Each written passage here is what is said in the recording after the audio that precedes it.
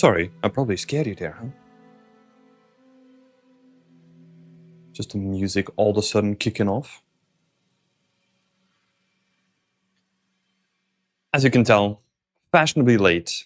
Apologies for that, everyone. We were trying to get like our current AC setup like working because we got like a new one a couple of days ago and been faffing around with it. But that's beside the point. Let me switch over. How is everyone doing? Hope everyone is doing well. And hopefully everyone is not like dying in the heat. As you can tell, I'm in my little cave. I got no sun coming in whatsoever. Because I don't want it. I don't need it. Yeah, we're back with some portfolio reviews. We're going to be talking about Vanessa and today. I'm pretty sure that this is going to be one of the sessions that's going to be like a little bit shorter as well. So we will see where we will end up in the end. But yeah, good to see you all. Everyone is having a creative day. Because, yeah, as I said, I've been just like faffing around with like a bunch of stuff. So I have not done anything productive just yet. So my day is just getting started. I do have some plans in the afternoon. So I have like a mentorship as well, which I'm really looking forward to. And then we're currently in the prep phase of like the next lessons of Academy. So what we're doing is we have like our plan to go in the future, but now I'm writing, I'm basically coming up with the deeper structure of it so that when we send it off to like other teachers or course instructors, they then know what to write about, right? Like specifically what we want them to do. So yeah, I've been doing a lot of that stuff, which is going pretty well. I'm pretty happy with how it has been going so far, but we just want to get like the next batch like up and rolling, while we still work on like refining the ones that we currently have on the website as well. So yeah.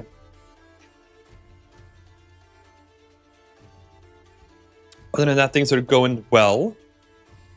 Yeah, it's mostly that kind of stuff.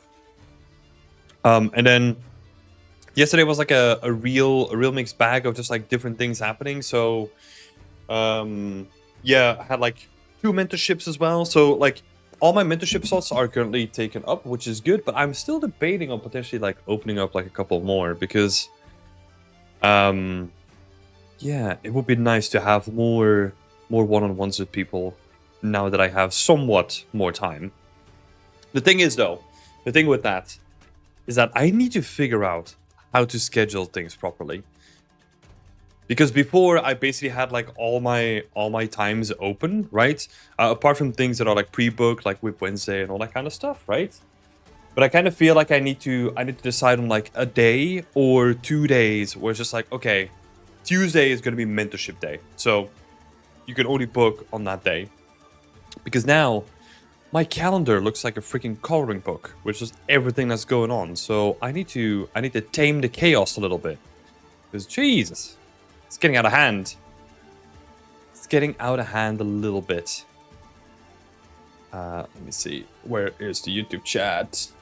Ta-da-ta-ta. Hey, Conceptual Vision.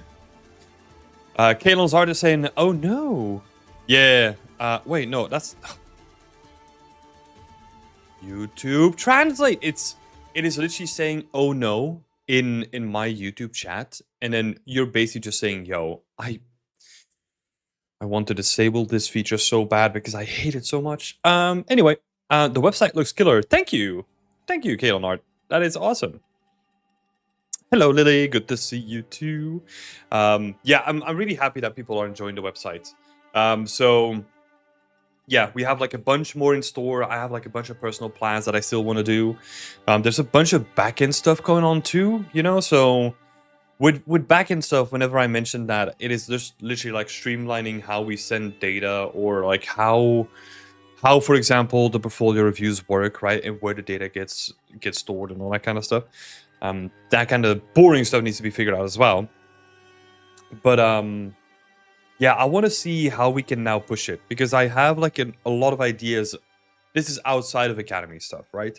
But I have like a lot of ideas on making like an article series that talks about like how to get into the games industry, but then talking about anything but the technical skills, right? So how do you make a good CV? How do you set up your portfolio? Like, how do you do personal branding? Like, how do you do all that kind of stuff? Like, how do you, for example, negotiations, right? Like, how do you negotiate for like a higher wage? How do you negotiate on your first company role? Like, all those things. I wanna build more resources about, because we had a couple of those resources before. But with the transition to the new website, I need to put in some more time and like up them to like the next level, basically. So I wanna carve out some time for that too. I hated working with backend stuff. I can understand why, but I also think that I'm now the complete opposite, where... Okay, so I'll give you an example of how far gone I am when it comes to the backend stuff, right? In the evenings, what I would sometimes do. So let's say my day is filled with like building stuff for the academy, right? So like writing lessons, feedbacking lessons, doing some editing for videos, or doing some editing for images, like all that kind of stuff. And then in the evening, to relax, I would then look into set up like an automation system for like, for example, our patch notes, right? Like taking our data from Notion, then reorganizing the data in like a specific structure that then gets translated to the website, right? In like coherent patch notes so that you can read what we do, right? So I just want to give you an indication how far gone that I am, you know? Like, that's how much I love the backend stuff. I love systems thinking. I love tinkering with a system. I love iterating on a system. Yeah, probably not what you expect to hear from like an environment artist, you know? Well, you kind of have Rembrandt lighting going on all of a sudden. Oh yeah, I've been rejigging my setup a little bit. So the camera is also lower down. It's closer. I got my light here instead of my light, where was it in the beginning? Like in the center, right? I also have a panel there as well. But I think in our move, like our last move that we did, I lost the power cable to it. So I have like a panel set up, and then I was looking for the cable, and I was like, wait, what? I don't have the cable anymore. So I need to find like another cable for it. But no, I also have like new monitor arms as well. So I have like more flexibility. That's why the camera is in a different position. So I've been rejigging and cleaning up the setup, because I also have like way more space now, which is nice. Yeah, good to see you, buddy. Good to see you. Kindle is saying those non-technical things really sound cool, like branding and such is not really talked about much. Yeah, and I think we really underestimate it, right? Because in my mentorships with people, I tend to talk about this stuff a lot, because we can make awesome stuff, right? Like we can make the best looking environments. But if we then don't promote it, or we don't have like an active social media presence, or we fuck up the presentation by just slapping like a way too large font on it that kind of takes up too much space, all that kind of stuff, those very small things, they can really change your trajectory going into the industry. Because I think there's a lot to be gained from, let's say, even talking about like social media, right? Like what would be like a good social media strategy for like a beginning environment artist? Because I have like a bunch of ideas on that topic, and I have like a bunch of experience on it too, right? Because I was very experimental in the beginning, yeah, which I think helped me a lot, honestly. Which yeah.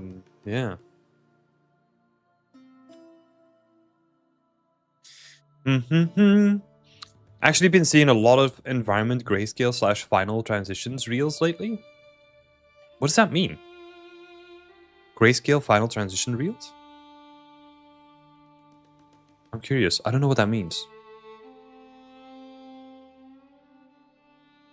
Let me also add you as a mod, so that if you want to send a link, you can now, if you want to.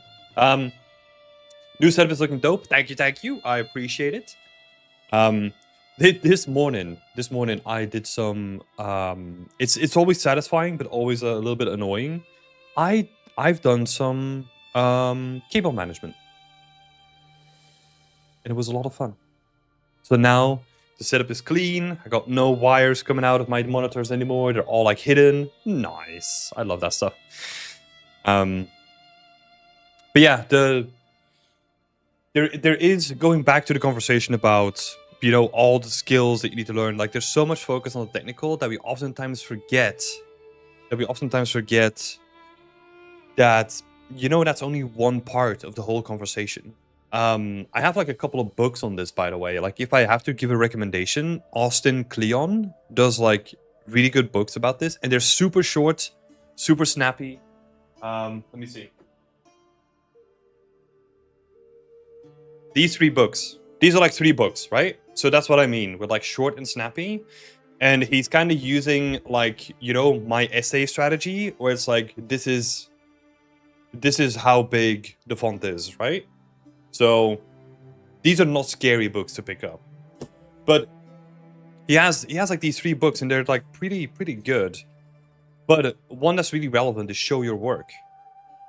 Like, just talking about like, it's basically talking about the overarching concept of like, yeah, you can make good stuff, but if you never show it, then who cares, right? Like, no one's gonna see it. Anyway. That's my book recommendation done for today. Please add sections on how to beg for a job more effectively. Well, I have some thoughts about this, and I think I voiced them already here, right? Like, the idea of, I talk to a decent amount of people who only apply through LinkedIn and then are surprised that they're not getting a job, right? Man, you have to go farther than that. Like, that's what everyone's doing. Like, everyone is trying that tactic. It's almost like, in a very broad sense, right? What you want to do as a person is find for the opportunities where you can stand out. You're not going to stand out on LinkedIn unless you do some like really wacky shit that might as well be controversial on LinkedIn. Who knows?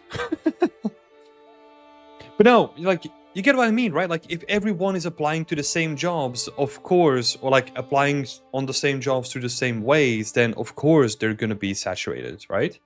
So how can you then progress further, right? That's where we talk about looking at like individual job postings, building a network of people that you talk to, and, you know, like, there's so much more that you can do rather than just looking on LinkedIn, right? Just as an example. Going back to the grayscale final transition. So they show grayscale environments in Maya and Blender, and then seamless transition to the final version of the scene. Oh, okay. So it's like block out versus like final version, right? Yeah. Those things do really well on social media. I have a link. Yeah, be curious to check one out. Galazar is saying, you're talking about their progress in the project? Let's have a look. Yeah, see, this stuff is like perfect for reels, right? Can I pause it? Yeah. Can I pause it again? Because it's just playing again. Cool. Okay, so let's have a look, right? That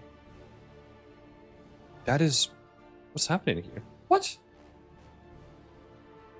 Okay. Give me a second here.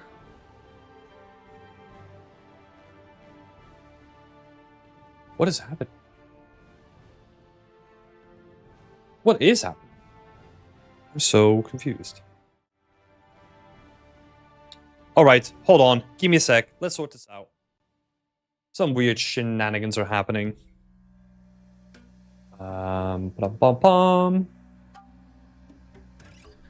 What is happening there?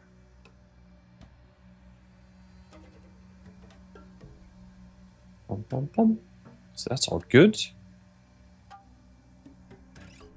Oh, I see. Right. Okay, we're back. Let's have a look. So, Let's have a look here. So this is what we're talking about, right? And this stuff does really well on social media.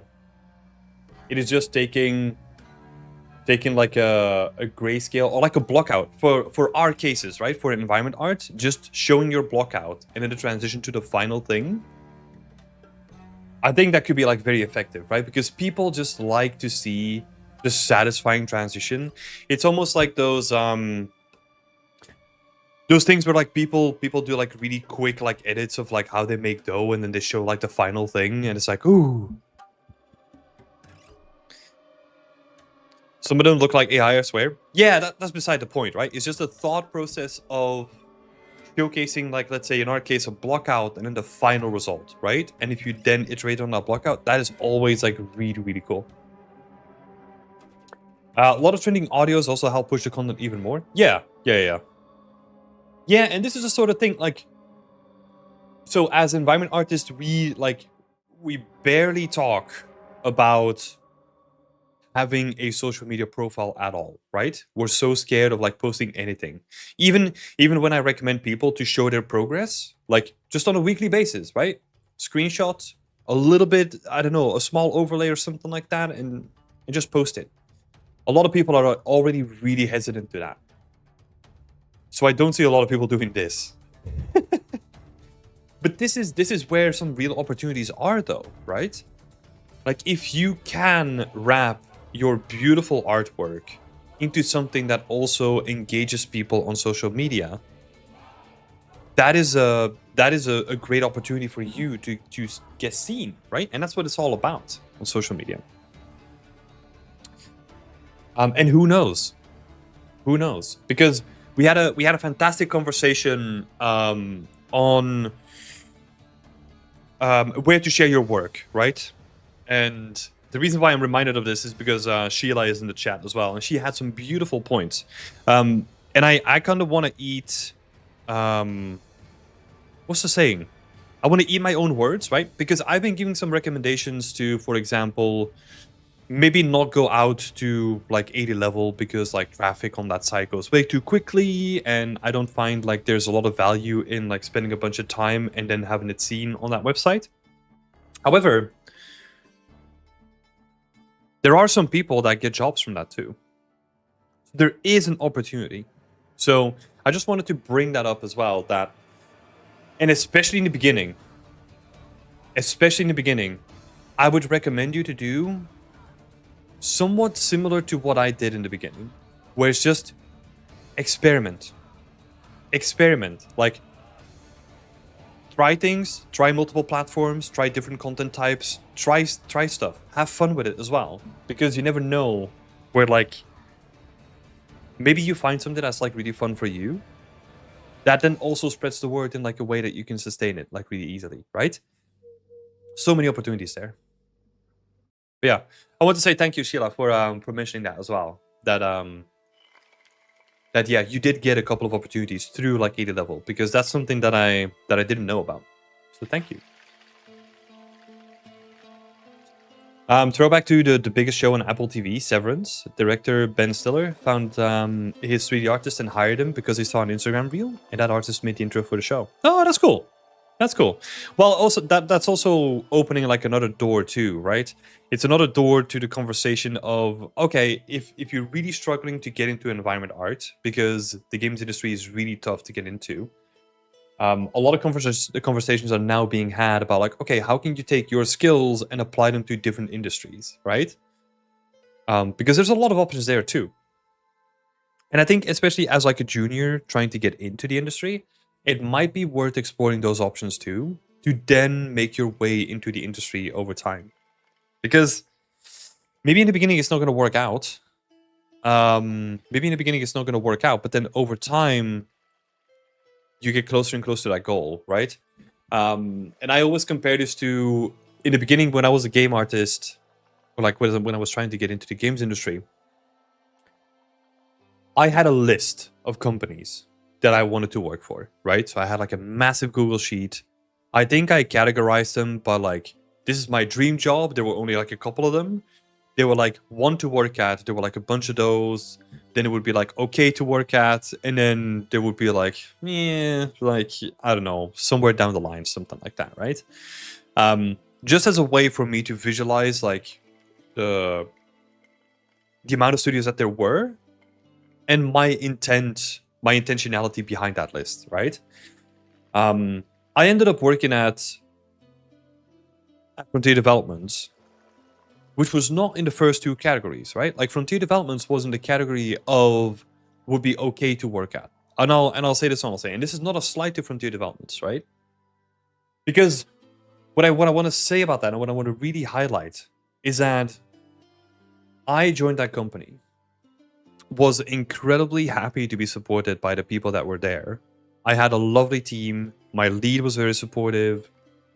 It was a really good atmosphere. It was a really good company to start working for. And it gave me insights that like some of the other companies like weren't able to give me. And I think that's sometimes really important where maybe you don't work on like the blockbuster things in the first go. You're still going to learn so much by doing that and then using that as like a stepping stone if you then want to move on to like another company, let's say, right? Because if you get into the industry, I can guarantee you that is step number one. As a student, it might feel like the end destination. As soon as you make that step into the industry, that is step number one. And there's going to be lots of steps behind it too. So, yeah. Should I say no worry? I hope it helps other people too. Yeah, I'm sure it does. What I think some of these conversations like warrant something that I have in my head would be to have like an article series, or maybe we'll build this into like the articles that I had in mind, right? But to just talk to like a bunch of like industry professionals from across the range of like their experiences, and then just see what they think about like certain topics, right? Because I'm obviously aware that I come in with like a bunch of biases, and whenever I give a portfolio review, which we are gonna jump into in just a minute, that it is very biased towards AAA open world development, right? Because that's what I focus on. And that means that I have like certain workflows and certain pipelines and certain projects in mind, right? When I talk about your portfolio. But that doesn't mean that that's the only way. So yeah, will be maybe interesting to get a variety of people to talk about their favorite tips for portfolios or something like that. And that's only portfolios, right? We can do this with we can also apply the same sort of thinking to let's say, how do you get a job in industry? Like, how would you recommend a new person to get a job, right? Because I also am very conscious that the way that I got a job in this industry is not the same way that you're going to get a job in this industry. Well,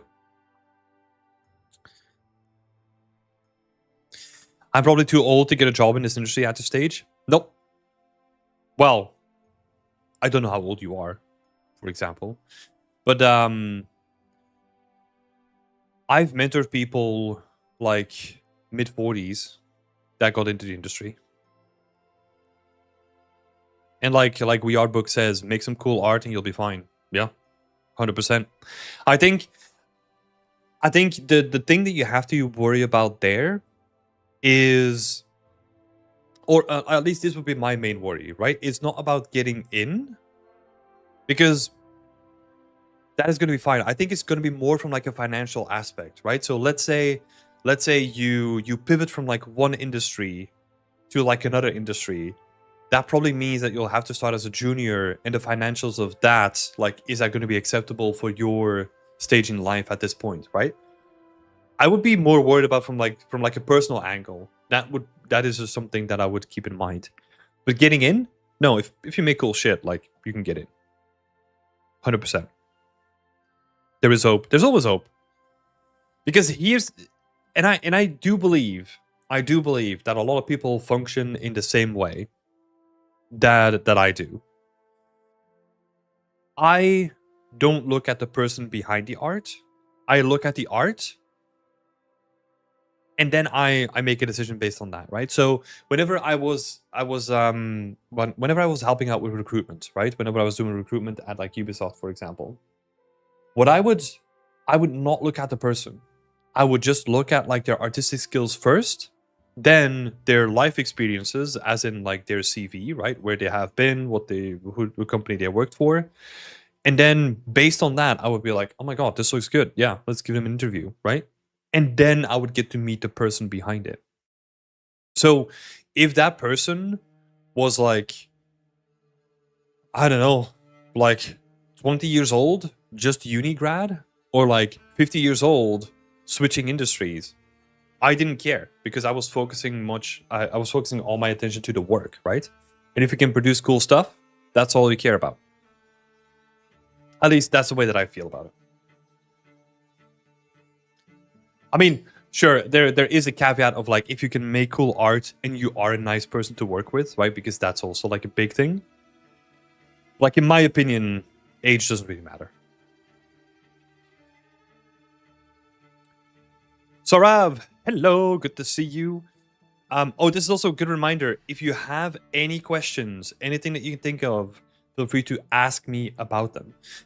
This is going to be more like I don't know, just like a little bit of chit and chat before we get into portfolio reviews. So if you have any question on your mind, anything you want to ask me, yeah, let's talk. Let's talk about it.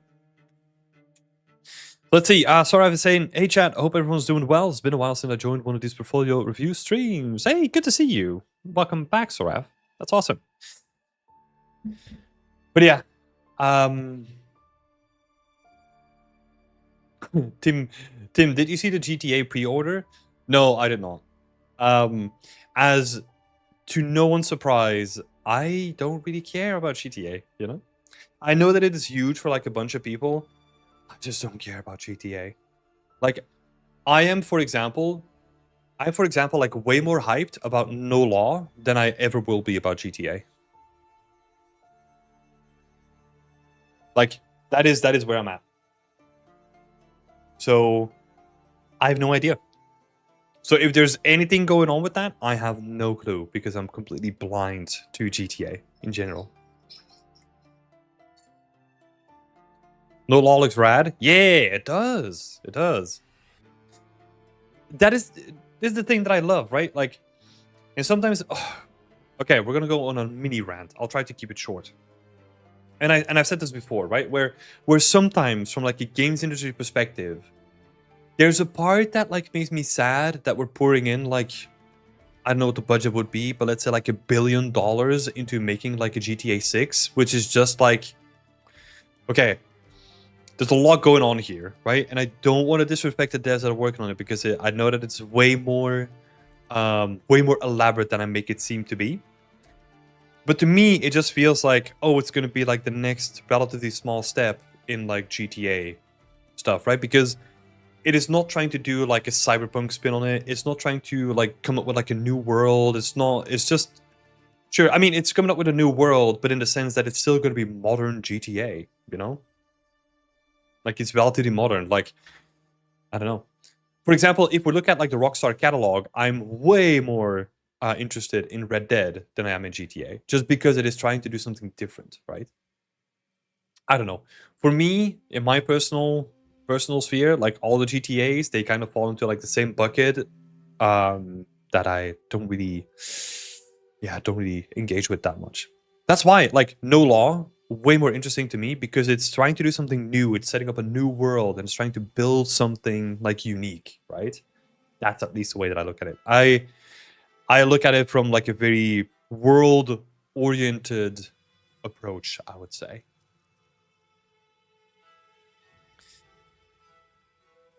But that doesn't mean that, I mean, look, my opinion is not going to change anything to like GTA fucking massively selling every other game out of under the table, you know? GTA is a cash cow, and I think that's still the aim with it. I don't think so. So this is the thing, right? Like, I want to be very careful with especially talking about like other devs like hard work, because I don't think GTA is meant to be a cash cow.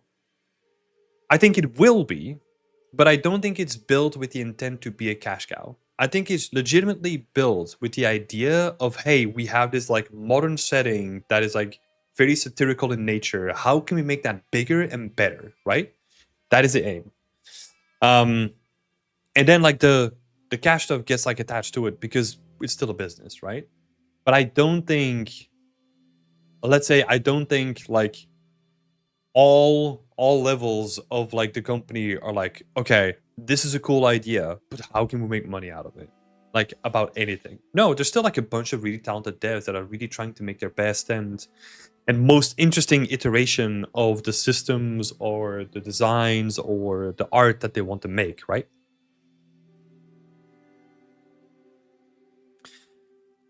Their intentions, I think, are always pure, but not necessarily. So I'm very much like a grayscale person here, right? So sometimes there are things that could push into the wrong direction, and then hopefully we get to make course corrections over the way, right?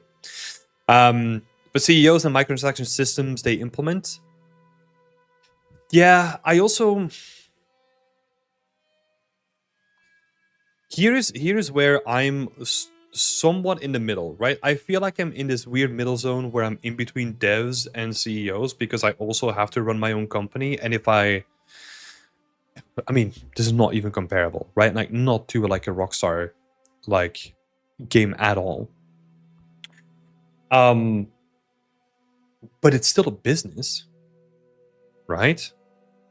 And like the only way that they could make GTA 6 is where GTA 5 is so profitable that they can make GTA 6 and pour like a ton of money into it, right?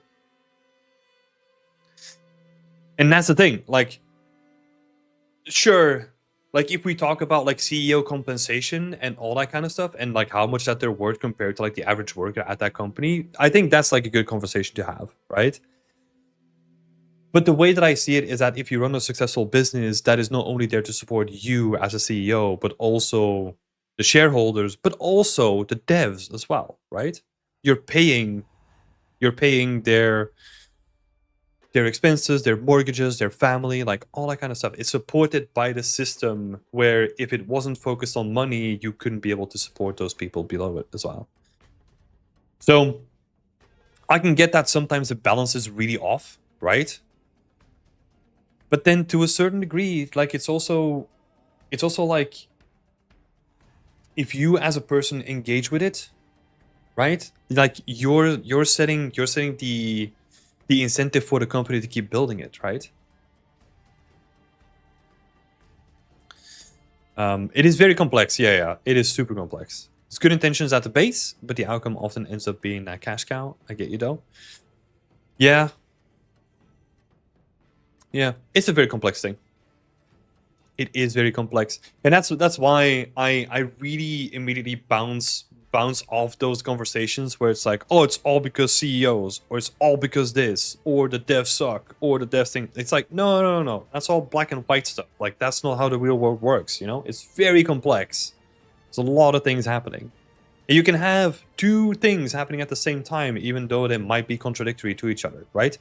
You might have a dev team who is generally trying to push like really innovative systems that are not focused on money, and then have like the business suite who is like, hey, I need you to focus more on the money. And those are pushing against each other all the time, right? But yeah.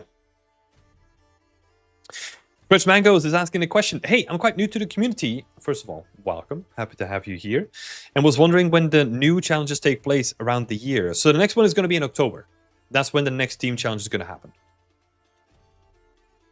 This is actually on my to-do list to make improvements to the website, to have like a countdown or something like that for the next team challenge. So we will be adding that to the website at some point. Thank you for the question, though. I appreciate it. Thank you very much. No worries. All right. What do you think? Shall we switch on over? Hype for October. Let's go.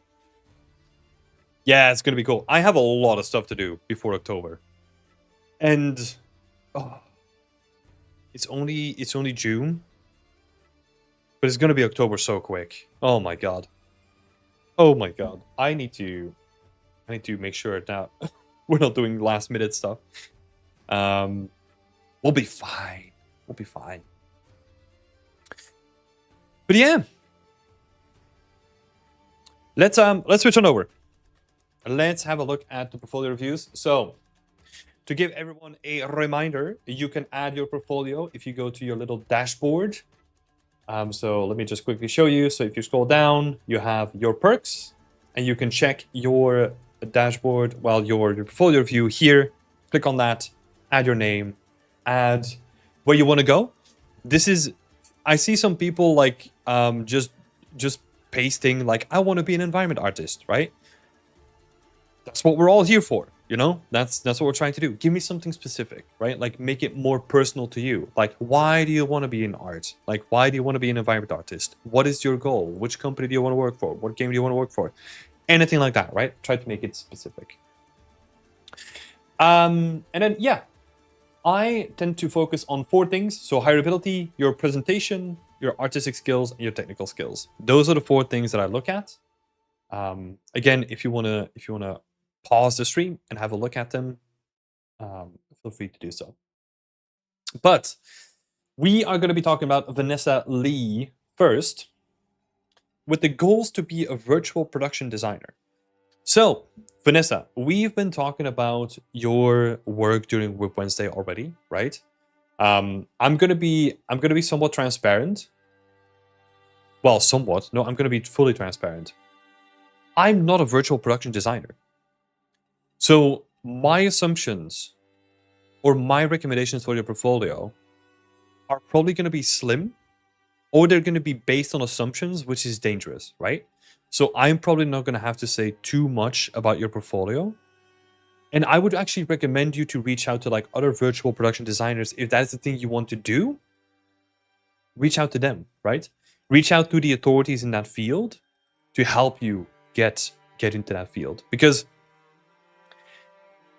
yeah, it is very dangerous to go on the assumptions, right? Because I'm very conscious of the recommendations that I give to people on the stream, because I find it very important to try to be as accurate with the information that I give you, because it has life-changing potential, right? Whether that's good or bad, I want to lean more towards the good side rather than the bad side. So that's why I'm probably not going to be saying too much here. And we might not even be able to do like a full scoring either, but we'll see. So, Vanessa, let's have a look. So Vanessa is a freelance artist. A little quick recommendation here. Oh wait, let me scoot this up so that you can see everything. Cool. So, freelance artist, if your goal is to be solely, or like if your specific goal is to become like a virtual production designer, I would have that on there, right? If you already know that that's the goal, I would just own it and make sure that it's already visible. And then here we got visualizing theories, how they manifest and create the worlds that surround us. What does that mean? How is that relevant to your portfolio? You know, I'm kind of being facetious here, but it's like, it feels like very like wishy-washy, like just a quote that you saw floating past on like Instagram or like Pinterest or something like that, you know? When it comes to your portfolio, I want to know about you, right? Like, what are you interested in? Like, where do you come from? As in, like, how did you get into game art? Like, anything like that. Or if you want to go more achievements-based, then it's like, okay, here's what I've done so far, and here's where I want to go, you know? But yeah, try to make it something more specific there.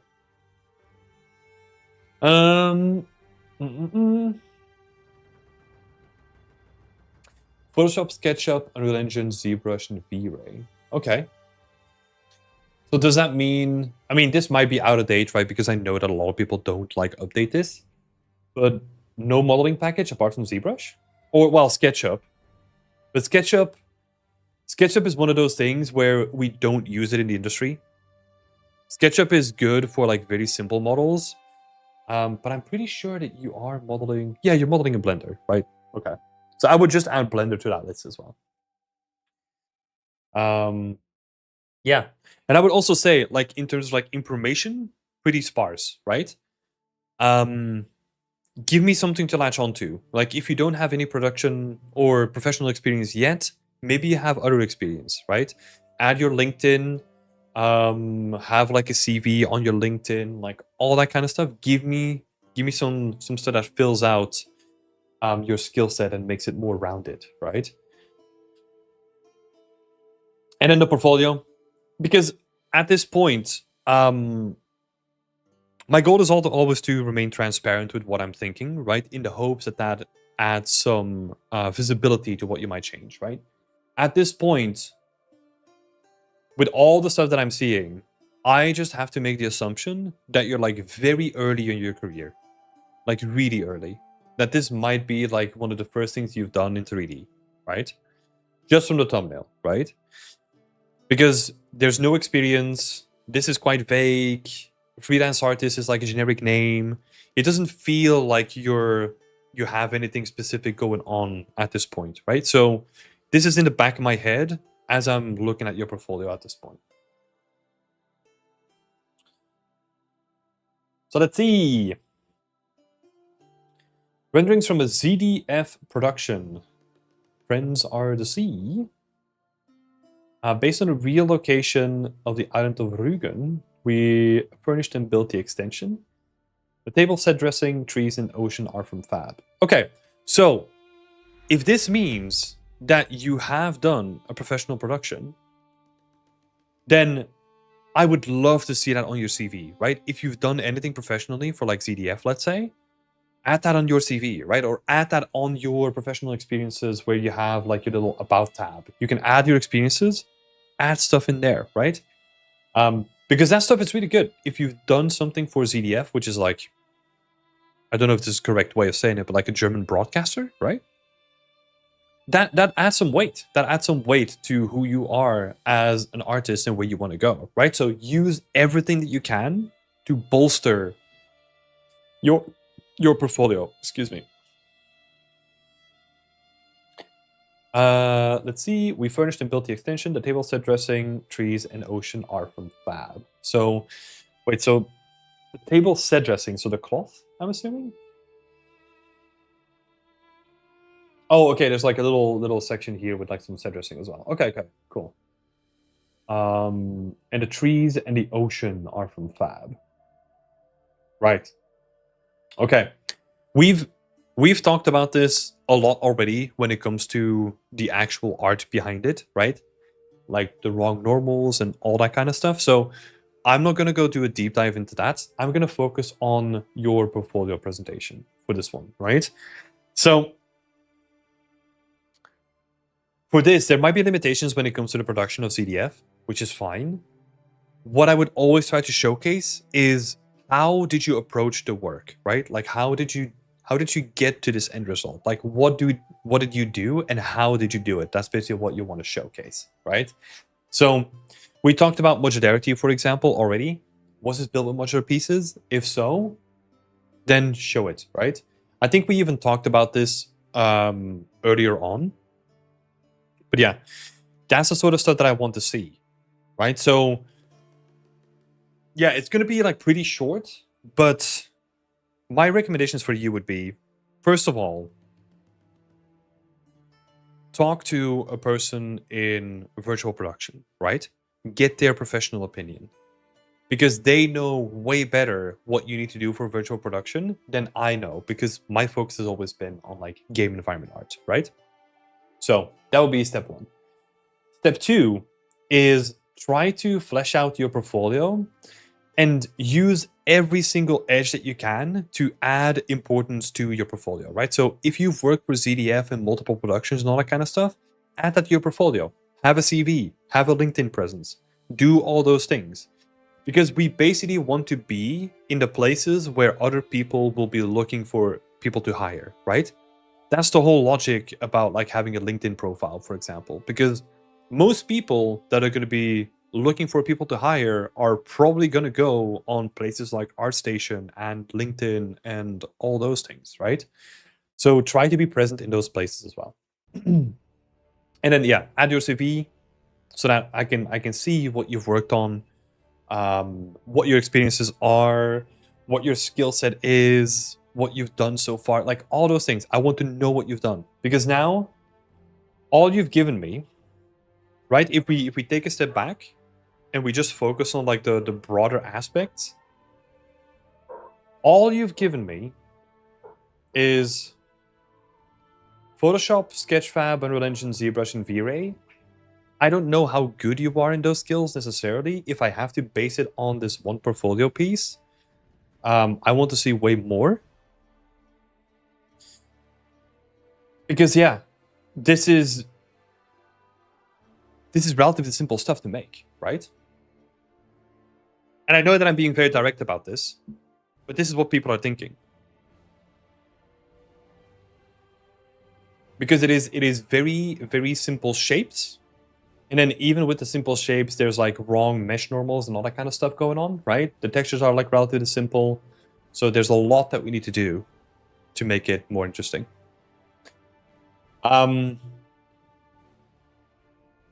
Yeah, let's see. So where does that leave us? So number 1 was talk to professionals. Number 2 was use any knowledge that you have and add that to your CV, right? Basically building out your public presence, I would say. And then it comes down to like number 3, which is just like, okay, if you want to do virtual production, I want to see more virtual production work, right? That's what it comes down to. I would assume, and this is where we go into assumptions, right? So take care when I say this, talk to professionals first. I would assume that it could be good for you to already build stuff with, let's say, Megascans in the background, then do some like live camera tracking and see how that system works yourself, right? So that you can build more towards that system. I know that there's like a bunch of cool things that you can do with like using your your phone as the camera that you can like move as you're moving in Unreal. You can do a bunch of cool stuff there. But yeah, I'm not going to go any farther in that. Have a look into what you need to achieve to get there, right? That does mean that I'm also not going to give you any scores, because I think that would be like irrelevant to the goal that you're trying to achieve, right? It would be like an apples to pears comparison, right? So yeah, I would seek out professionals in that field and talk to them first. So yeah, it's a little bit underwhelming, but I think that is the best approach to go forward here, because I don't want to steer you down the wrong path. You know, that's what I want to avoid at all costs. So yeah, but hopefully that was still helpful. And I would say best of luck, Vanessa, with building more awesome stuff. And yeah, keep pushing forward, because obviously all we're seeing here is just the portfolio project that was like posted 2 months ago. I already know that you're doing way more inside of Whip Wednesday, right? The project that you're currently working for, I know that you're building like a modular kit. You're really thinking about like the game art approach about it, right? I will have to say, my advice with Whip Wednesday was always with the intent of getting you closer to an environment artist portfolio, rather than a virtual production designer, right? So again, see step 1, right? Talk to professionals. Cool. Thank you, Vanessa. Pretty short one. But yeah, if you have any follow-up questions, feel free to reach out to me. And I would say best of luck. Then let's just immediately jump into the next one. I do want to shout out, like, if you are watching this and you have any questions about what I'm saying, or any questions at all, right? If you want to take your environment to the next level or something like that, feel free to ask me questions about it, because I love to interweave some conversations in between this as well. And also, welcome to the community, non-artists. Hopefully you can become like a true environment artist after all, you know, if you're a non-artist at this point. But yeah, thank you. And welcome to the community. But yeah, it's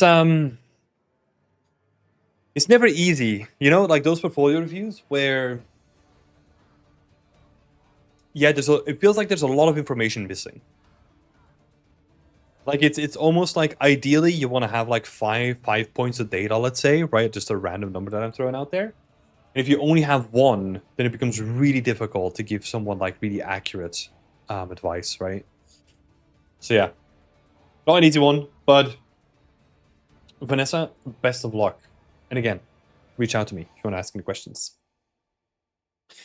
Next up, we've got Pingle. Hello,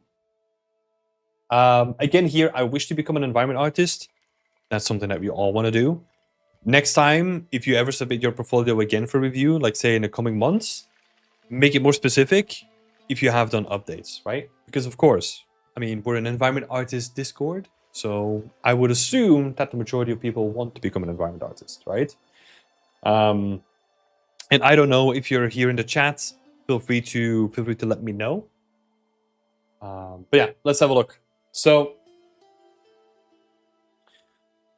Pingle is a 3D environment artist from Montpellier in France.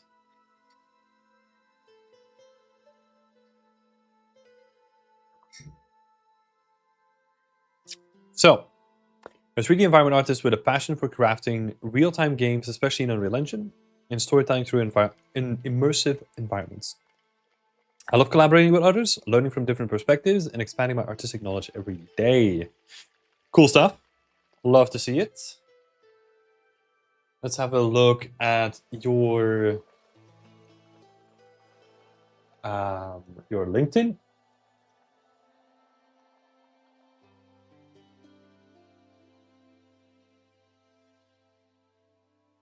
Do, do, do. 3D artist, an internship. Okay. At Lobaki. Oh, okay. That's like last year that you've done this. And then another internship like before that as well for EOS Labs in India. Interesting. This is all remote, right? Yeah. Okay. Cool stuff. But there is some cool stuff happening here, right? Like worked on like 100+ scanned assets for real-time use, prepared game-ready environments, and performed quality checks. Nice. Optimization for VR, 3D modeling and texturing. This is cool stuff, right? Like this already gives me like an idea of some of the stuff that you've had to do before, which is cool. Let's see. A couple of small things. You can add like a contact info, make it directly linked to ArtStation. I think that's always a good thing to do. And then you have a featured post, which is linking me to this post. This is what procrastination looks like in my kitchen. I moved to France for my studies recently, and my days fill up fast. Work, adjusting, thinking, repeating, cooking is a part. So I cook, I eat, and I tell myself I'll do dishes later. Okay. Interesting. Interesting. Yeah. I feel like it resonated with people, so that's always good to see. Right, so yeah, this looks like you're adding stuff here, you're posting like semi-regularly, which is pretty good. I would say, you know, whenever you're working on a project, just post little updates here and there, you know, like every week or two, post an update. I think that's always nice. It doesn't have to be good. Well, it has to be good, but not in the way that you think about it. It doesn't need to be like perfect. You can just have like a screenshot of just like a partially made environment, and then just tell people what you're doing, right? Seeking a summer internship. Cool. Okay. Let's go back here. Is there anything else that we need to look at? No, I think this is all good. All right, let's go through the work. Let's start with first impressions, right? First impressions overall are pretty good. I think it is interesting already from the thumbnail. I have the feeling that this is going to be like really high quality, right? Like I get the feeling that that is like high quality. With the other ones, I'm not sure. This almost feels more like 2D rather than 3D. And then with this one, I don't even know what we're looking at, honestly. That sounds harsh. Apologies, but yeah, it is just really weird. Like, I don't really know what this is supposed to be, right? Because the focal point, I can't really read what that is, and then the majority of it is just focused on like the wall in the back, which is just like, I don't know. There's some compositional tricks that you can do to make it like stand out a bit better, I feel. Already looking at the thumbnail, right? And we have a gun here on a, yeah, the main critique would be like the black background, right? It's always just try to do something more interesting than just black, I would say. Anyway, that's just like first impressions. So at the moment, I am probably going to be most likely to click on this, right? If I was a recruiter, because that's the thing that kind of stands out as like being the highest quality. We'll see. So yeah, let's go through it. 3D model I created based on concept, blah, blah, blah. Cool.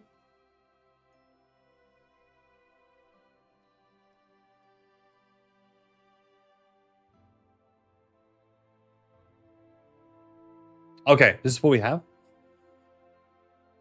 We're gonna say the usual stuff. Breakdowns. I want to see breakdowns. Come on. Give me. I mean, this is also like a year old, right? So I'll give you some grace. But give me some breakdowns. Let me have a look at how you constructed it, like how the UVs were optimized, the poly count, the wireframes, like textures, all those kind of things. I want to see that, right? So showcase those elements to me, so that I can look at the technical details behind it too. Yeah. And then overall, I think the presentation is okay, right? A couple of tips would be to do something extra with the lighting. Usually when it comes to lighting, we have like a great workshop on this, by the way, from Angelo Tsiflas. So if you ever want to know about prop lighting and presentation, go check that out. I think that's still like super relevant to this day. Talks a lot about like 3-point lighting, right? You have your key light, your fill light, and then your rim light. And I think this one can really benefit from just having like a rim light, because we have like a lot of dark edges. Just having that little rim light to kind of light up the silhouette of an asset can help a ton, you know? So that is maybe not something that I would go back to, but that's something I can implement in the next iterations, or like the next prompts. There seems to be some like normal issues going on here, so watch out for those.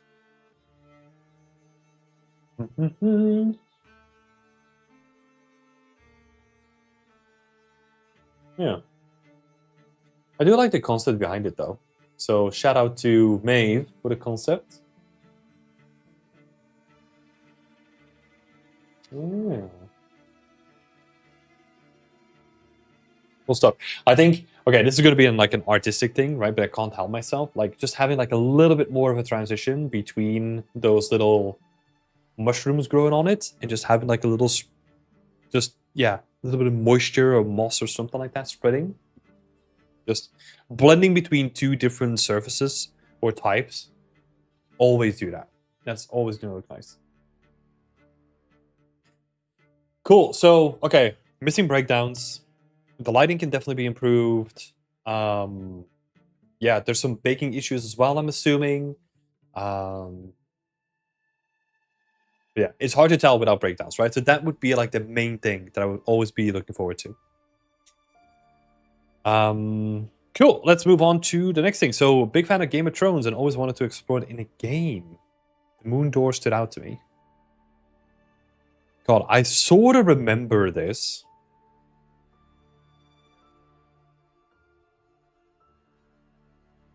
I think what is interesting is that the thing that makes the Moon Door memorable is where you look down into the pit and you realize that you're like in a tower that is like freaking miles above the actual world, right?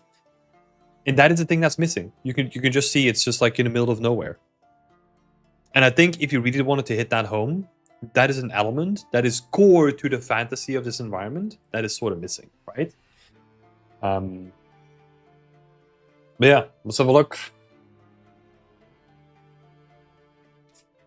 Okay, let's go through this chronologically, right? This is the main shot that we were looking at.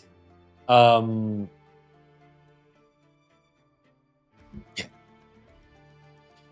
There is something interesting going on with the proportions, where oh, I'm giving art feedback again. I shouldn't be doing this.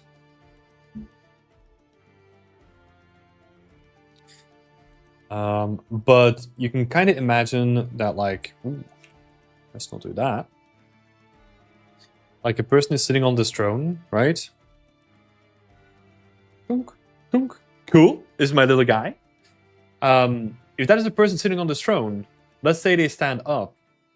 That means that is going to be the banisters. Those banisters like really high, right?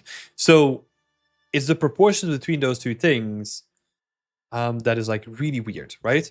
So I would always go about this, right? So first thing is real world measurements, right? Like try to measure things using real world measurements or using characters in your scene, right? That's where I would start to kind of give me an overall perspective of how things relate to each other in a scene. The other thing though, I think there's some leniency that needs to be given towards, like, let's say a throne, because a throne needs to be the thing that stands out, and right now it doesn't, right? It just fades into the background a little bit. It's not even like nothing is calling my attention to the throne. And that's why I think the thumbnail also feels really confusing. So that would be an area of, like, if you wanted to add more interest, highlight the throne, highlight the most important parts of the environment, right? The focal points.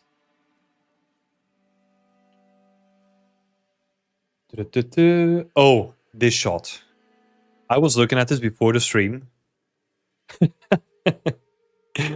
I want to know what you were thinking with this shot. That sounds so intense, right? But I literally want to pick your brain to just figure out, like, why did you like this shot? Because we're literally looking at the back of an asset that is literally obscuring everything else in the scene, right? So I found this shot like really interesting, just from like a composition perspective, why you picked this one. Yeah. Plus also everything is covered in depth of field and all that kind of stuff, so I can't really see anything. So that was an interesting shot. That's an easy one for me to just be like, no, just cut that out immediately. Like, just go into your ArtStation, update this one shot, remove it immediately. Yeah, that was interesting. Let's see. Overall, I really like the atmosphere that we're getting from this, though, and like I think you've done a good job with like the texturing. I'm curious to see how you've done the texturing, because you've done some like pretty understated parts, but they're like pretty clever, because this is just a normal tileable, right? But you've cut it up in such a way that you have like your seams in the areas that I would expect them to be, which is quite nice, I'd like that. I like that a lot, actually. Let's see. Provide materials, developer proof of concept to ensure the function as expected. This approach helped me. Okay, so before finalizing the materials and the textures on the floor, I first developed a proof of concept to ensure that everything functioned as expected. This approach helped me to avoid potential issues and save time. Yeah. What was the issue, though? Right? Because you're telling me, like, hey, I used this approach to avoid like an issue, and then you never mentioned what the issue was in the first place, or what you thought was going to be the issue, right? So you're highlighting something, but I don't know what you're highlighting. From like an information perspective, right? Because I think there's something. Oh, I think there's something really interesting to highlight about the floor, that you had to be really specific with like the UV cuts and all that kind of stuff, right? There's something really interesting about that.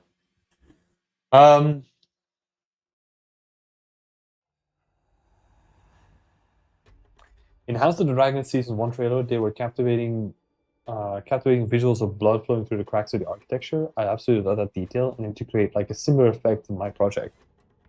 Oh, okay.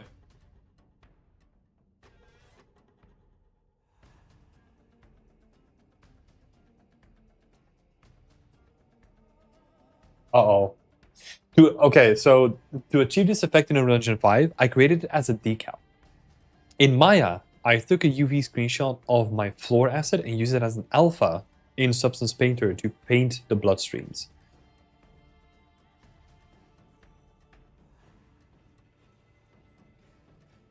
So that is a giant unique decal.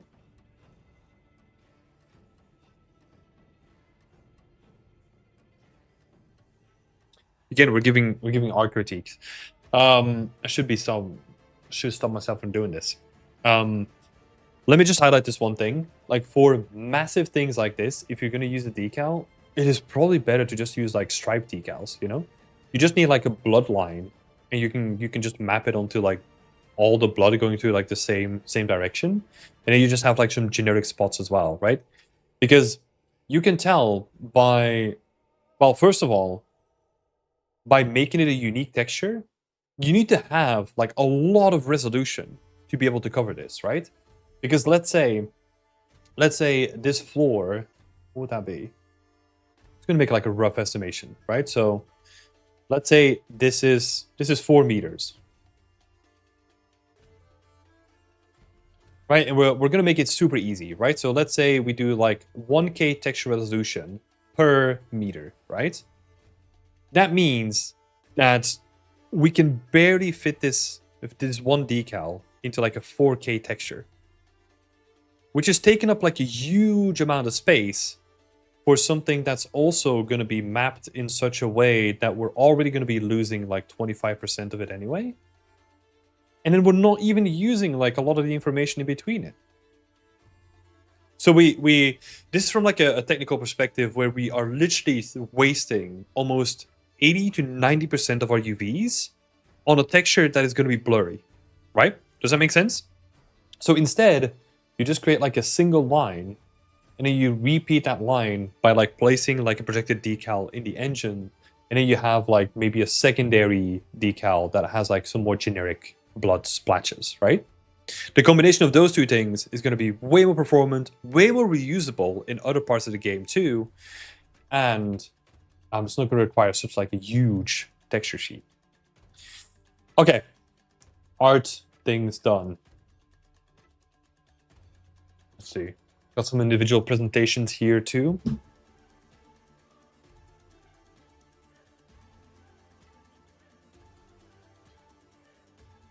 I would be curious to see what the ref for this is.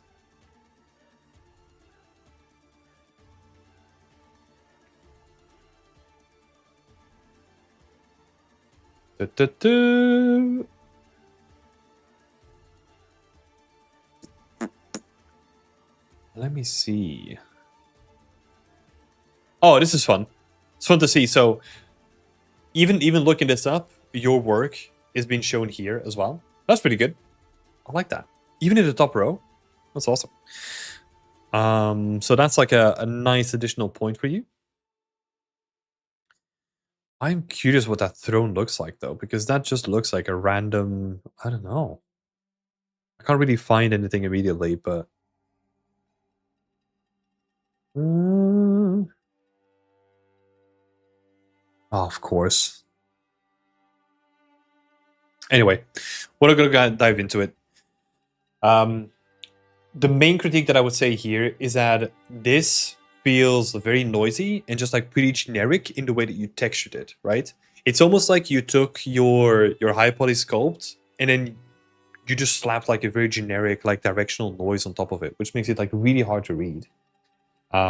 What my recommendation would be, if you make it as a throne, do something where you can almost see like, you know, like scraping from people sitting on this throne for like ages and ages, right? Because stuff here, stuff in these areas is going to be more worn, right? Because that's where people are always sitting. So try to indicate that within the textures and try to make it more contextual. And then you probably want to have like some sort of gradient going up, right? Because that always looks good. So you have like a lot of dirt and rubble, not rubble, but like dirt at the bottom, and then it goes up. And that would be like a gradient that's actually going from like dark to light over time. It always has a lot. Anyway, yeah, look into how we can push this to the next level, right? Okay, we are again missing breakdowns for the assets, right? So you have you have your shaders here. Reason why I'm laughing is because my girlfriend hates this font. The Papyrus font. Oh. Or should I say the Avatar font, you know, because they use it all as well. But yeah, that's beside the point. So with this, the main shaders, again, I'm personally not a big fan of this because I cannot see what you're doing here, right? And this just from like an information perspective, if I can't see what you're doing, then I would argue, what's the point of having this in your portfolio, right? If you then want to showcase this to me as like a video where you break down every little section of notes that you've made, that's awesome, right?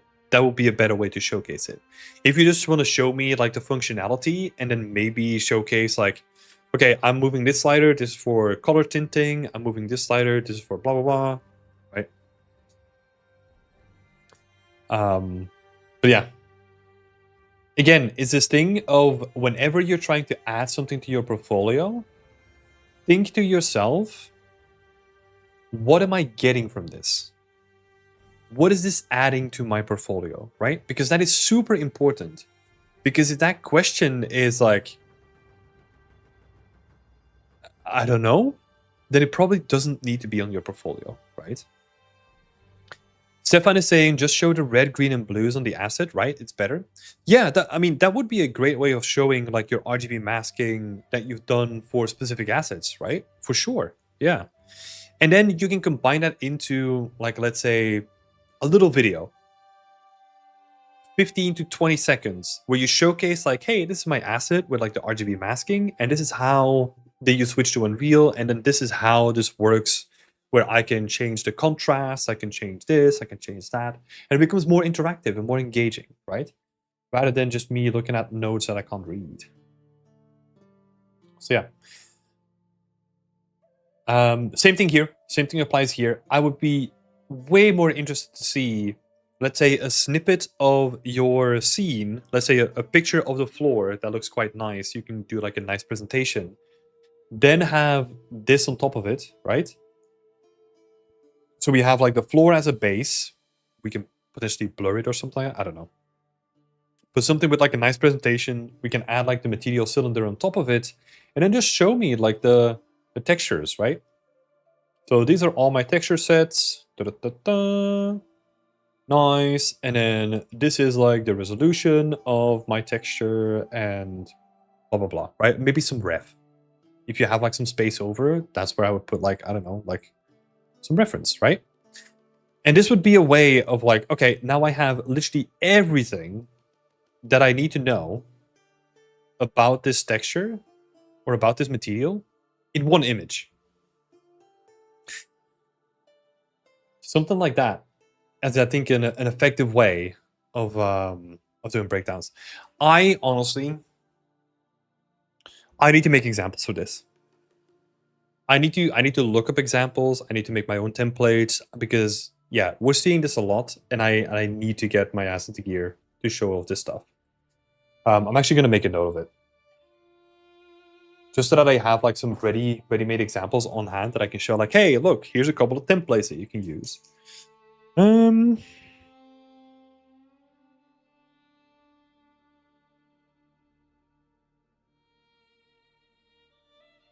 So let me make a note of that, and then we'll see, and I'll add them to the portfolio review page. I think that would be good. Okay, so that's about the. So we had asset breakdowns, right? They're missing. We had texture breakdowns. We talked about the materials already.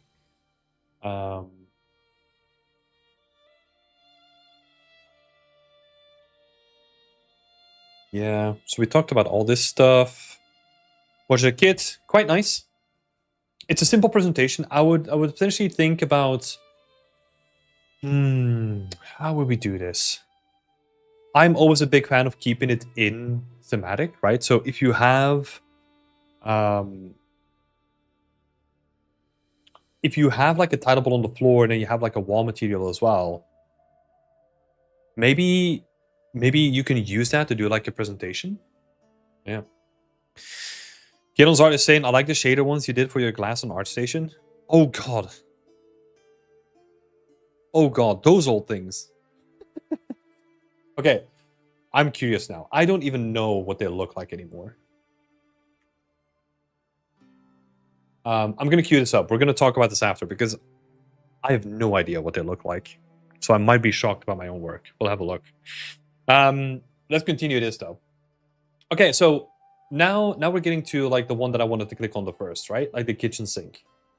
Cool. So, a kitchen sink created for real-time use, aiming for AAA quality. The asset was built using high to low poly baking. That's cool. Texture resolution was increased for ArtStation presentation. That's cool. If you're doing this, that's totally fine. Let me know by how much though. Like, what are we talking about? Are you talking about like, oh, it was like 512 pixels before, but now I made it like 8K? What is the difference, right?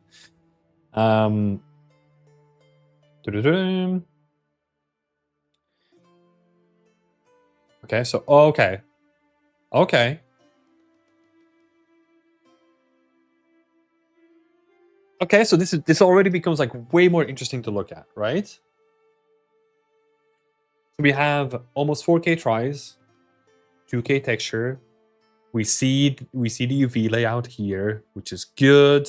I like what we're seeing. So massive improvement here, right? Massive improvement. I love what I'm seeing.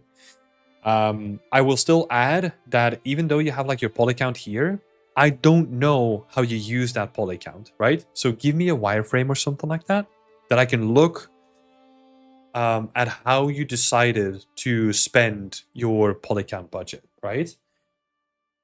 Because that could be really good to look into. But hey, this is awesome. Massive improvement compared to the previous one, right? And the presentation itself, very pleasing to the eye. So good stuff there too.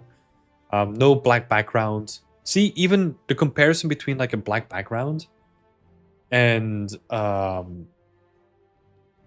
so if we compare this, well, it's not really black. It's like a gradient here too. But like, I don't know, if you add like a slight color, right? Looks like way nicer than just being like almost black on black. Anyway, yeah, cool stuff. The first thing that I'll point out is that, you know, pretty you got a lot of faceting going on here when there's no faceting on this cup, for example. So just increase the poly count on like the pan slightly. You don't have to increase it like all over, right? A common trick that we do is, oh my god, make it smaller, please. A common trick that we do is just, let's say we have like an additional line here, right? So this would be the new poly count. We can then just reduce. So let's say we go down into the pan. We can then just say like, okay, we only need it on the silhouette, so I'm just going to make those lines disappear, right? And then we can have something that is just like a simplified example, right? But that would be a way to then create a poly count for this, right? So you can add specific cuts only for the silhouette and then reduce them as you go down into the pan or at the bottom or something like that, right? That's a good way to like increase your poly count. Well, make your poly count more, make your silhouette more interesting while not increasing your poly count like dramatically. Cool. Because the rest of it looks like nice and round, you know, like everything looks like nice and smooth and round. And then the places where that's not happening, that stands out a little bit, right? Especially in the top-down view as well, where you can see like the baking is just really struggling there. Yeah. Oh my god. Look at this disaster. The metal is poking through the cup. Small thing. Just joking. It's not a huge issue. Yeah. But this stuff looks good. This stuff looks good. Although I'm not getting where all the small islands are coming from. So that kind of has me like questioning why is that happening? But presentation, clean. And I also love the way that you highlighted like all the little roughness imperfections. Looks really nice. This presentation, spot on. Good stuff. Same thing still applies though, show me wireframes. I think, I still want to see the wireframe. All your textures as well. Now we get like base color and roughness, I'm assuming. Well, it's not going to be metallic, of course, it's going to be roughness. So yeah, give me a normal map as well. Show me that too. The reason why we want to see normal maps is that I can tell when you have baking issues or not, right? That is another way of saying like, okay, this person knows what they're doing. But yeah, this is good stuff. Good stuff. High quality presentation, nice and focused, and it really allows for you to focus on just the high quality nature of things, right? Like this is something that you would see in like, let's say, a story game. Very high quality stuff, man. Good stuff. Nice one. Okay, next one. Curse Upon the Citadel. Project focuses on mood, composition, visual storytelling through lighting and environment design. I was responsible for environment modeling, materials, texturing, lighting, composition, and scene assembly. Except for the 3 assets in the fog cards. Okay.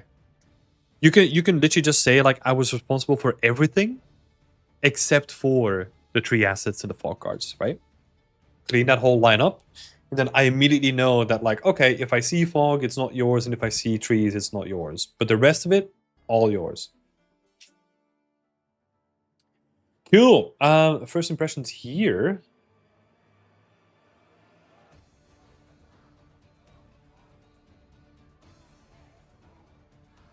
Yeah.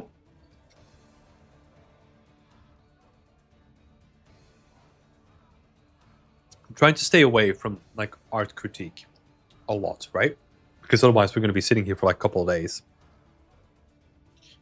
Not only for your environment, right? But like just in general.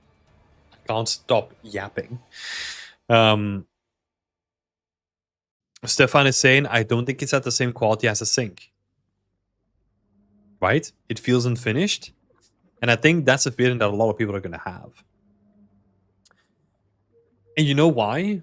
Because it is just like more focused on modular buildings, tileable materials, and there's nothing really that is like that feels like hero character or is broken up in such a way where it kind of feels like it's very unique, Because even, and I'll point out like a couple of things here, right? So breaking a fence doesn't work like that. It's going to be bending and all that kind of stuff. This stuff too. It just feels like you've made a modular kit and then you kind of forgot to do like any unique modeling on like the thing that's broken. And Jammy Dollar is saying, especially the foreground, yeah, 100% right. The thing that you're going to probably notice at first is the thing that is going to be closest to you. Or maybe not notice at first, right? First of all, we're going to be looking at this. Sure. But the closer something is to the camera, the more attention to detail we expect, right? Because it's closer, we can scrutinize it more. So if that falls apart, then it's just like, wait, what? Because it almost looked like you just did like a cube. This is like a cube Boolean, that you just did. You were just like, okay, cool. That's a no destruction for the fence, Simplifying it, of course, but yeah. That is something to take into account. For my sake, also, you've made like a nice looking house that has no door, that has no like road connecting to it. There's just like a lot of functional stuff missing, right? So let's say if this was a big door or something like that, and then you have like a gate here, like a gatehouse, right? And then you have like, you got some stairs coming down, and then you got like the road kind of leading up to. Oh, let's not make it that windy. Right, so we got like the road coming up to here. Something like that. Now we're building a connection, right? We're building a connection between all the different places. But this very much feels, and this is probably why I said like it's 2D, or it feels like 2D, because this almost feels more like, hey, I'm gonna make a quick block out, and then I'm gonna paint over it, right? So just a quick block out, some tileable textures, and then we're gonna paint over it. That's what it feels like. But that's not what we do as environment artists, right? We focus on those little bits, like those tiny bits of attention. So let's say the tower is broken up. Cool. The tower needs to be broken up in a way where it makes sense for destruction to happen, right? Not as like a fractal, like a fracture node where you're using Voronoi noise to kind of break it up into like just like chunks, you know? That's not going to work for architecture. You kind of want those fractures to happen in line with the architecture, right? For them to make sense. So yeah, there's a lot of stuff happening here. But just to kind of point out some of the stuff that was happening, right? Because again, like this stuff here, right? These instruction pieces, we're closer up now. And that makes it even stand out more, right? Because now I can see this is not even textured. This is just a base color that's slapped on top of it, right? The buildings look quite decent, you know. I would still scrutinize like how the tileable is mapped in certain areas and all that kind of stuff, right?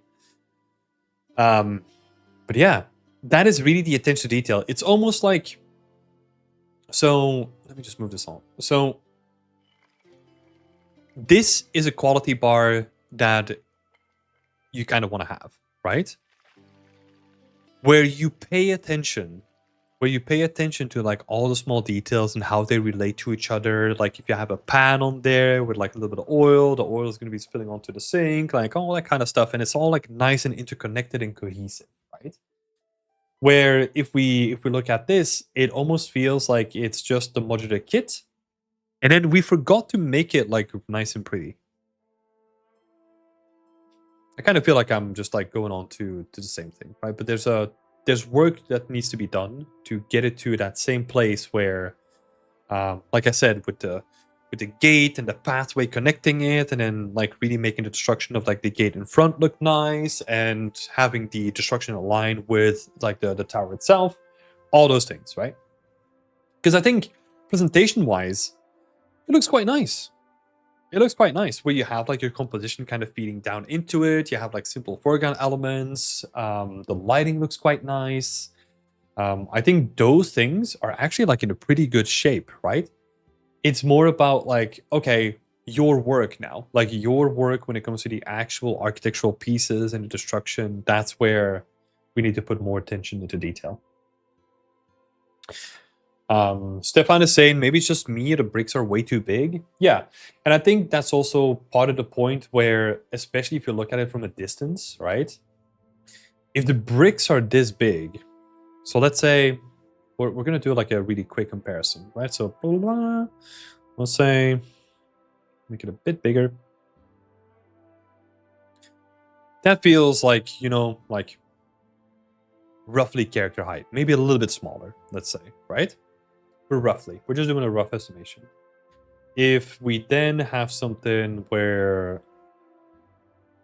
this is something like this is my character height here. Those bricks are like massive, right? And Stefan is bringing up another good point.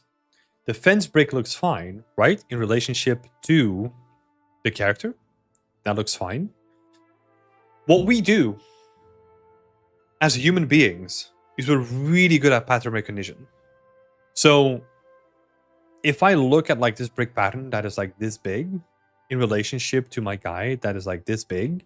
So let's say we're going to do some stupid math here, right? But let's say, what are we looking at? Like 1, 2, 3, 4, 5, 6, 7, 8. Let's say it's 8 bricks, right? So let's say my character is like 8 bricks tall.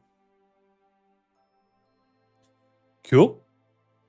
If I then go back here, and then we see that it's like 6, then my brain is going to be like, wait, what? It's going to be confused, right? And we do this a lot. So there's a lot of especially the rule around like repetition, right? So for example, if you have like a row of like columns, like think your stereotypical Roman columns. If you have a row of them, that is like juice for our brain, because like, oh, I can see the column height and it goes down over distance because of the perspective, right? That's the same thing that happens here as well, right? With the textures and with the architectural elements. So we need to keep that consistent. Cool. Okay, so we yapped enough about that. Let's have a look at the presentation. I do like the presentation here, though. Like, presentation here, nice and clean. I like where this is going. Very, very good. And it's almost weird.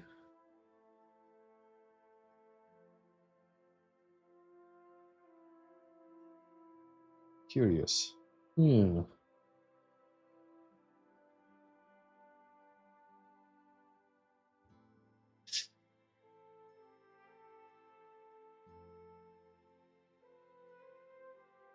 Yeah, I was about to say, like, I think individually they might make some sense, but it's just at a long distance that they kind of fall apart, right?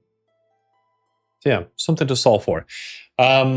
This presentation, really cool, right? Like, really gives you a lot of opportunities. Again, 3-point lighting, you know, you have like one to the side, you have a small, and all that stuff is looking really good. You have like a rim light, kind of breaking it up from like the silhouette.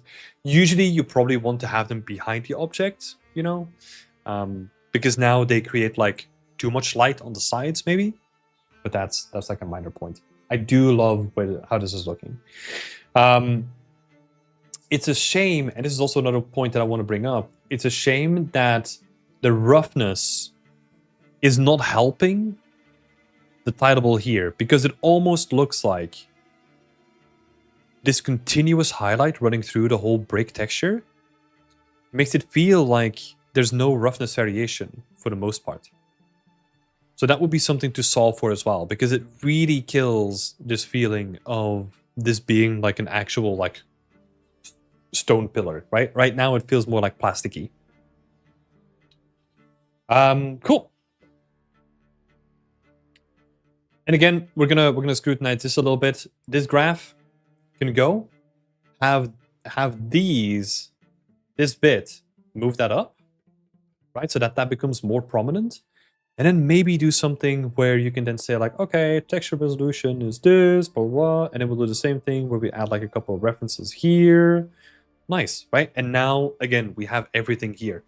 But what you're saying with this setup is almost like, yeah, this is important, sure, but the actual important thing is like this graph that I can't read, right?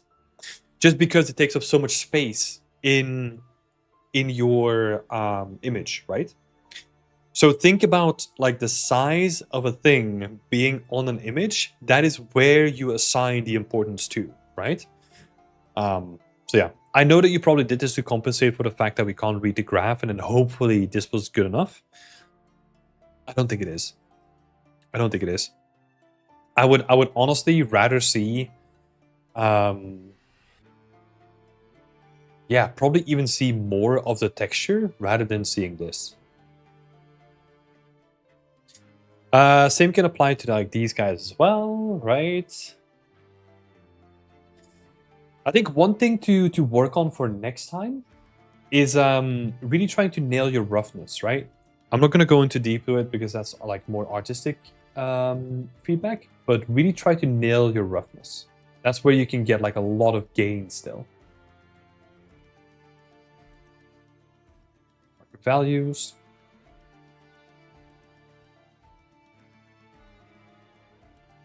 And lighting only. Okay. Again, I want to see modularity breakdowns, right? Like those individual components that you've built. I want to see like, where did you decide to add poly count? Like, how did you decide to go texture them? Because there are some things happening here that could be quite interesting, right? You have like individual bricks. I mean, the tiling of them doesn't match up, so that would be one thing. The tiling of these guys doesn't match up either, so that would be another thing. But yeah, like give us like more in-depth in-depth breakdowns, right, for the modular pieces. Yeah, it is interesting. Now that I have this open in full screen, there's a lot of stuff that is happening that makes it feel like you didn't want to spend time on detailing things, right? And usually those like this is what an example of attention to detail is, right? The directionality of this tileable goes up, where you probably want to have it like nicely mapped out so that like this brick is over here, this brick is over here. No, the bricks are just going up, you know? Same thing for this entire asset, basically. This almost feels like it's an auto unwrap that you kind of forgot about, if we're being so upfront about it. This is also a cool thing. So these arches, they are individually carved out of like individual pieces, right? So probably where you're going to see the seams is going to be something like this, right? So that means that we have to be clever with our UVs, and they're probably going to be mapped onto a straight piece and then following the curve along, right? Same thing here. You probably have a seam in the middle, and then you probably are going to have something like this, right? So how do we then UV map all those things? And that stuff really adds like a lot of believability to like all the individual pieces, right? I mean, we talked about this one already. That's done. Because yeah, obviously, like with these walls, like these like very simple pieces, they're not difficult to unwrap. I know that no one's really gonna have issues with that. It's in the details where you need to really start paying attention to things, right? Same thing here, you know, like breaking that up, having a seam here, making sure that this kind of aligns with like a piece like this, all that kind of stuff.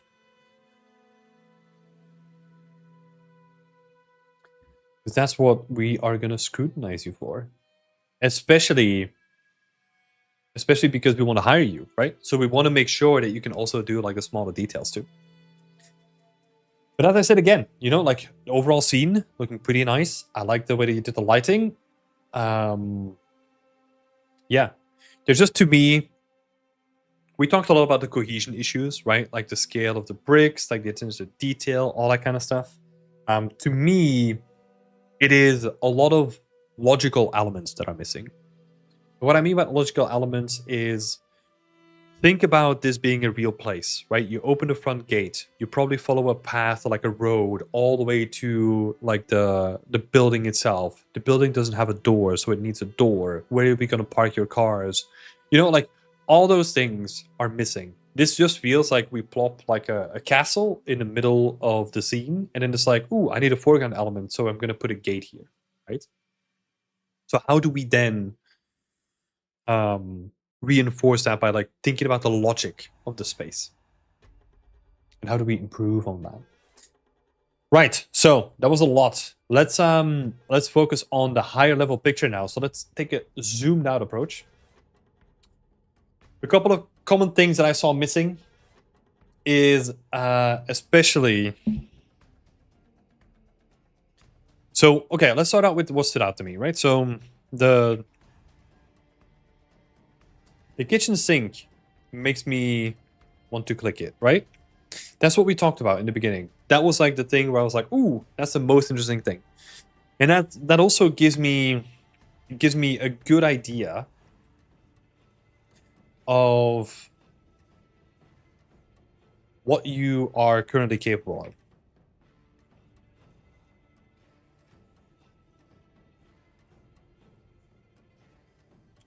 Right, so it gives me a good idea of what you're currently capable of, which is prop creation, right? Like the props that you create yourself look pretty good. And I think you can be proud of those. Now, when it comes to the other stuff, like the environment art things, like the environment arts elements, there's a lot to be learned still, right?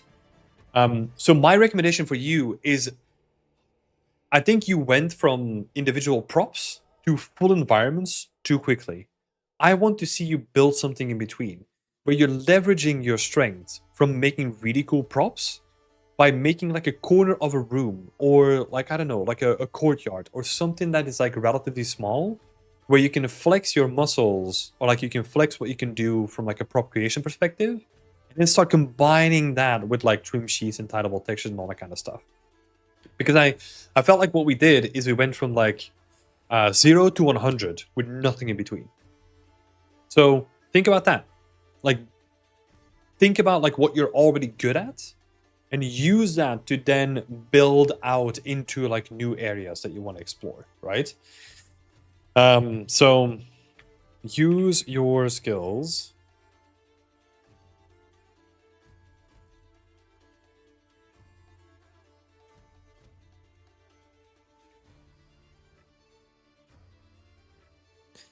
So smaller courtyards, etc. Right? That's what we want to focus on. Now onto the improvements, right? A lot of missing breakdowns, especially props, right?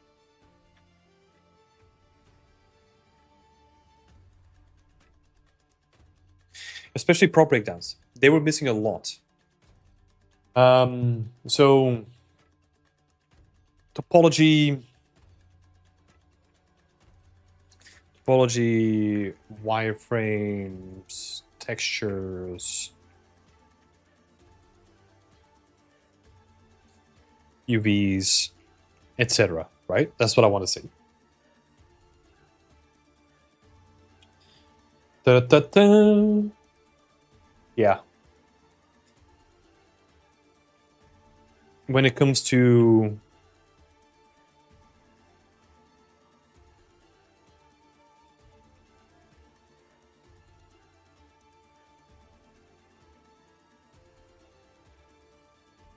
I want to see more attention to detail and additional logic being used in constructing a believable world, right?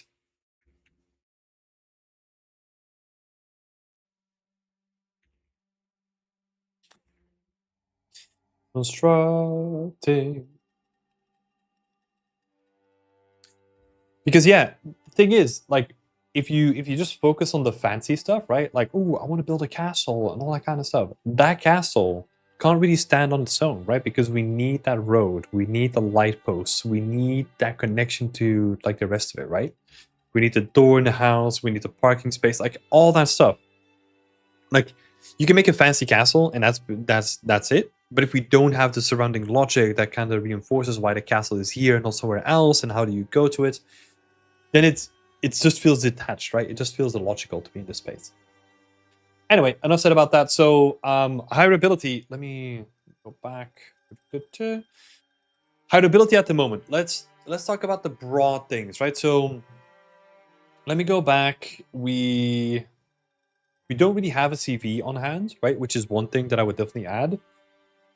Because you do have some interesting experience, right? We saw on your LinkedIn that you have like 2 internships already done, which is cool. And you've done some interesting stuff here. And it's kind of weird that it is somewhat hidden, right? So in your featured section, have your ArtStation, have your CV, so that I immediately know, like, okay, here's all the important stuff when I go on your social media profile, right? So that's what I would do. When it comes to additional things for hireability,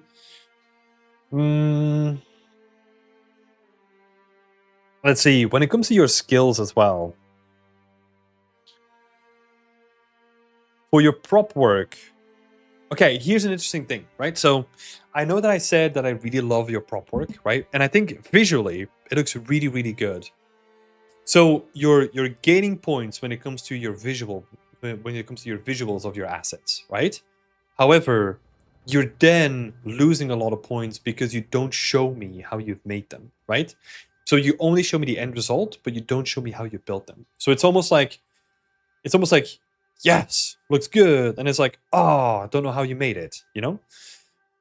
Because your visuals might be good, but then if you do some stupid stuff with your UVs or with your textures, or you use UDIMs or whatever, right? Whatever it may be, then you're gonna lose a lot of points there, right? So I think artistry, you're on the right track. you're probably losing some points there for just like missing a lot of the scene logic, right? For your bigger scenes. And especially from your older scene, right? That is going to cost you a lot of points here. But yeah, it is then regained by some of the stuff happening here. So I'm pretty happy with a 6. Techniques. We haven't really seen a lot of stuff here, right? So, I mean, not necessarily true. We saw modular workflows. Did we actually... Okay, I'm curious now. Tidables. Yeah. Okay. So you know how to use tidables, but you don't know how to use trim sheets. You probably use decals from what I could see, right? You just smash like a giant decal onto this place. Not the best. Again, attention to detail. So techniques, not convinced there yet. I think you can make something like convincing with tidable textures. But again, it's not about like doing the technique, is using the technique and then also making it look good, right? So again, we're doing step 1, you're using the correct techniques, but then again, attention to detail, like that's missing. Because even some of these like pillars, right? If you're looking like these screenshots, like a very basic geometry that is just like added onto with like a tidable, right? And you can see like the faceting in certain areas. Some of it doesn't make sense in like architectural detail. Like, I don't know. Again, a lot of stuff missing there, right? Let's see. What do we want to add for hireability? It's a difficult one. Probably get to that at the end. Presentation. Good in these two. Relatively bad in these two, right? I think it's with the gun, it's pretty much the thumbnail. With this one, it's some of your choices of just like your presentation here. Like this one is really weird. I can't wrap my head around this one. This is like stuck in my head for some reason. And then the presentation here is just like weird, a little bit all over the place. Yeah. Let's see. Let's go to 4. There's a lot to be improved here, right? And then hireability, I think we're gonna go down the line or something like that. Yeah. So yeah, I hope that makes sense. If there's any questions, let me know, and then we can talk about them. But I'm also gonna share your portfolio link here too. So if people want to go check it out, go and do that. Because there's a thing, right? There's a lot of potential here. I think you just went from like prop creation to like environment creation way too quickly and forgot to do the steps in between. So I would almost think that I want to see something like this, but imagine that this is someone's like corner in their room or something like that, right? And try to do more about like personal storytelling, right? I love the way that you approach this. You came at it from like a very personal angle, right? And I think that honestly helped in you putting more attention to detail in compared to like the castle, for example, right? So yeah, a lot of potential here. You're on the right track. We just need to focus on the attention to detail, right? Like that's the most important thing. But yeah. Good stuff, man. Good stuff. Let's I'm curious because someone mentioned yeah, Kadon Art said I like the shader breakdown that you did. So let's actually have a look. I'm curious now. This old thing.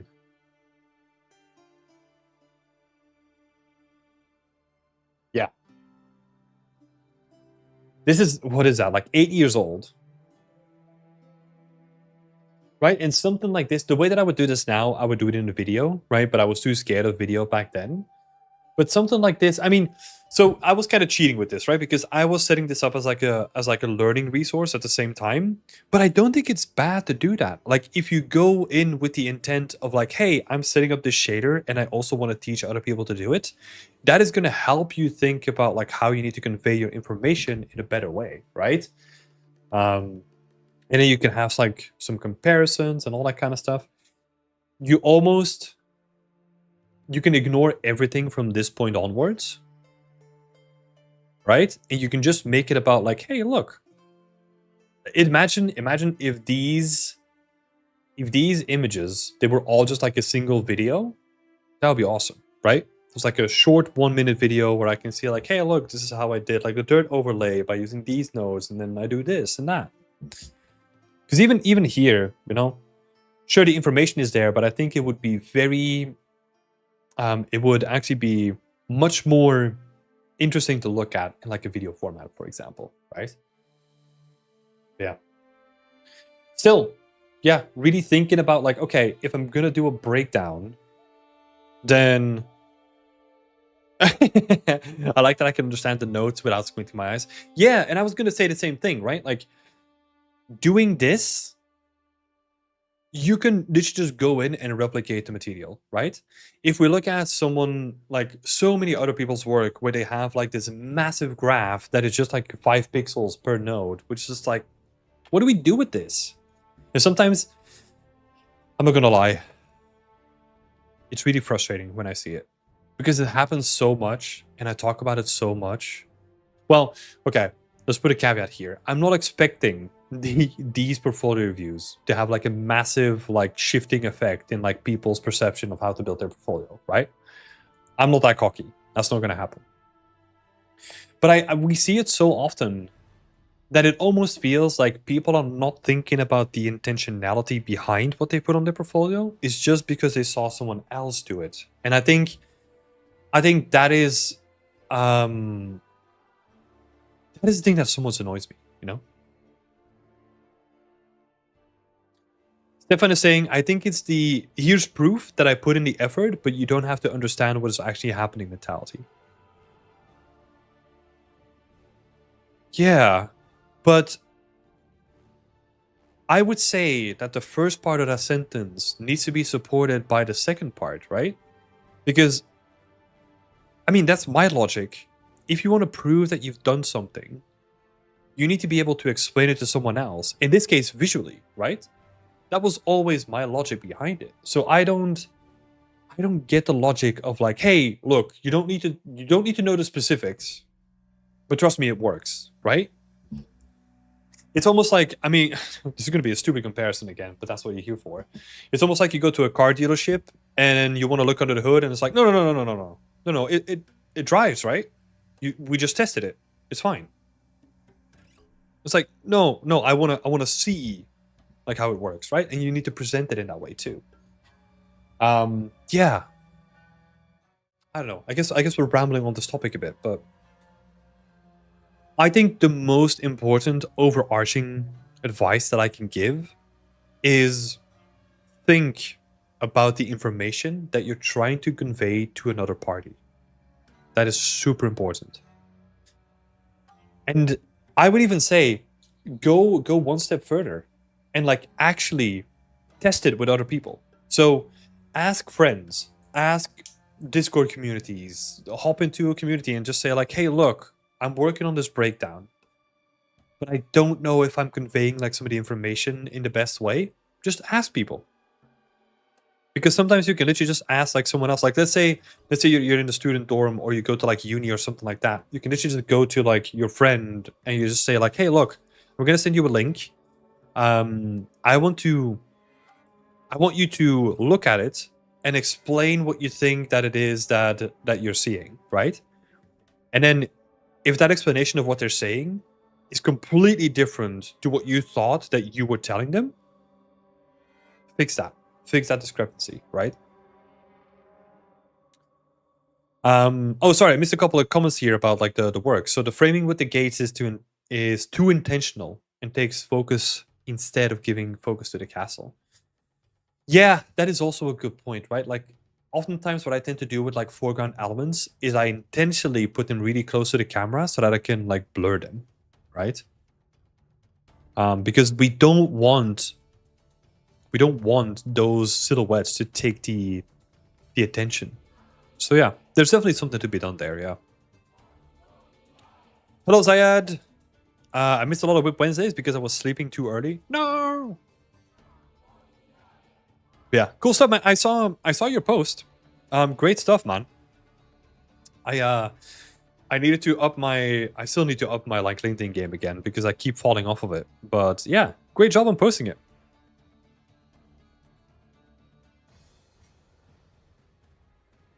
Hmm.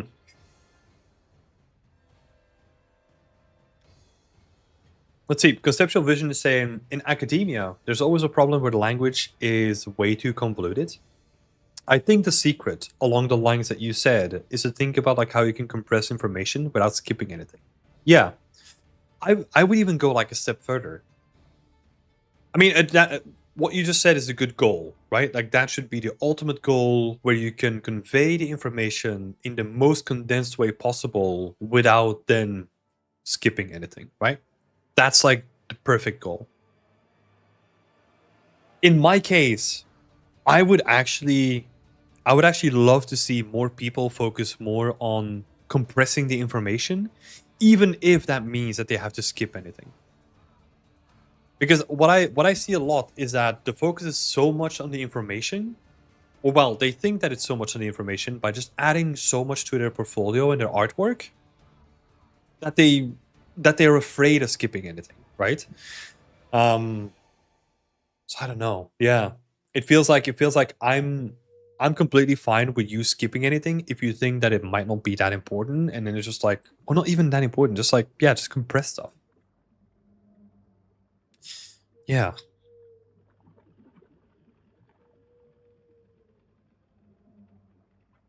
I want to share that recently I found out that GIF or WebP extension images look far better and are way smaller than JPEGs or PNGs. What?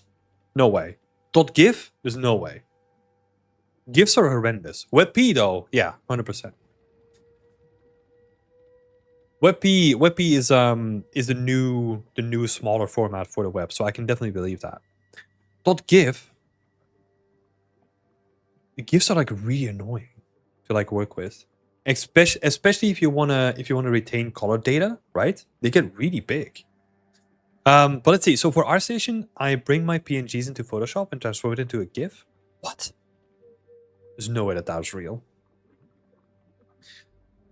Because caveat. Let's see. Stefan is saying, I'm curious here, right? So okay, I kind of disregarded it from the beginning, but I'm curious. So once I found out that I don't need to pay for like a pro ArtStation account to go above 10 megabytes, it's insane. Yeah, that would be a way to go around it, right? Can you just upload a GIF without like limitations? Because I would even make the argument that if you have an image that is above 10 megabytes, just shrink the image down. I know that we're environment artists and we want to have the crispy little details, right? But I would even argue that if you have anything like under 3 megabytes, it can still look good.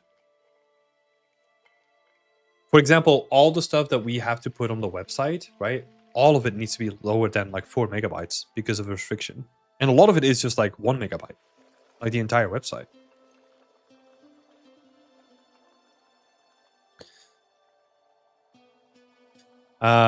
Let's see. So the renders in PNG are 4K, 40 megabytes. And if I compress it to 10 megabytes, it looks horrible compared to a 2 megabyte WebP.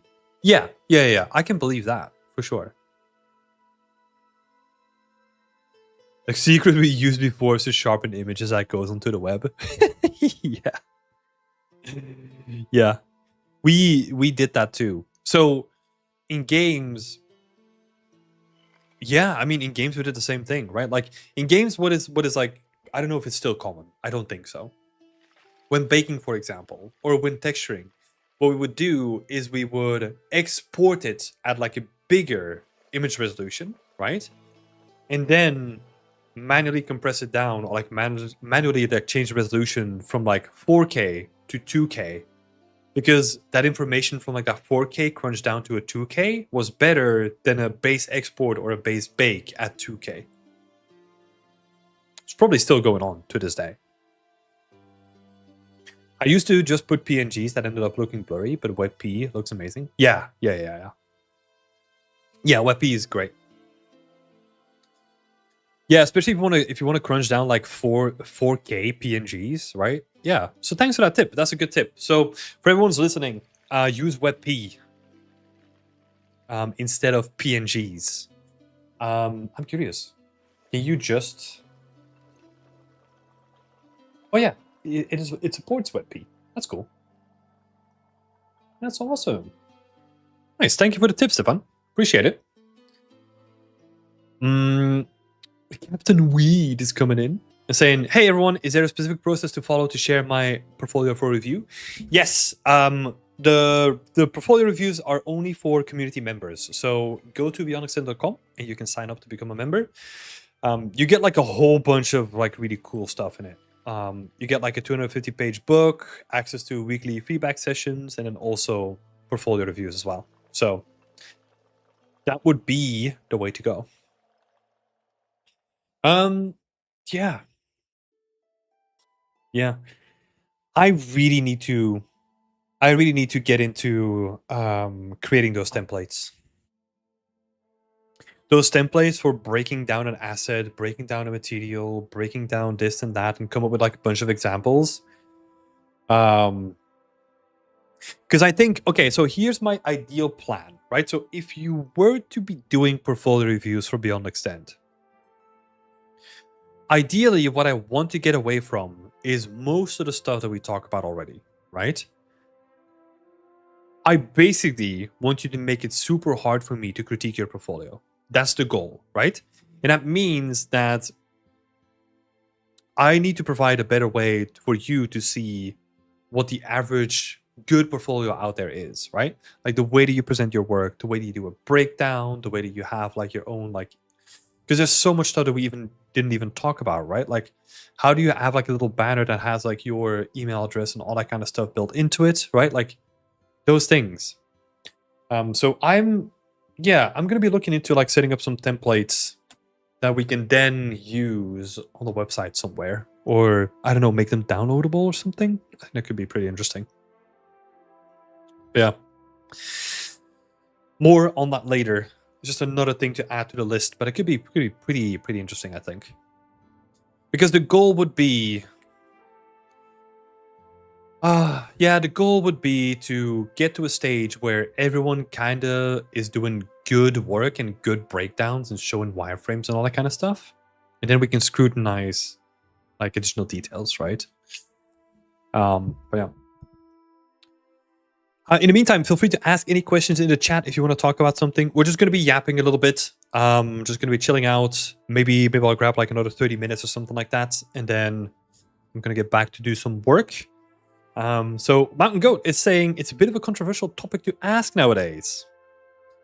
That how much an ArtStation Pro is really necessary for an artist. Every day I'm seeing decreasing the facilities for normal users.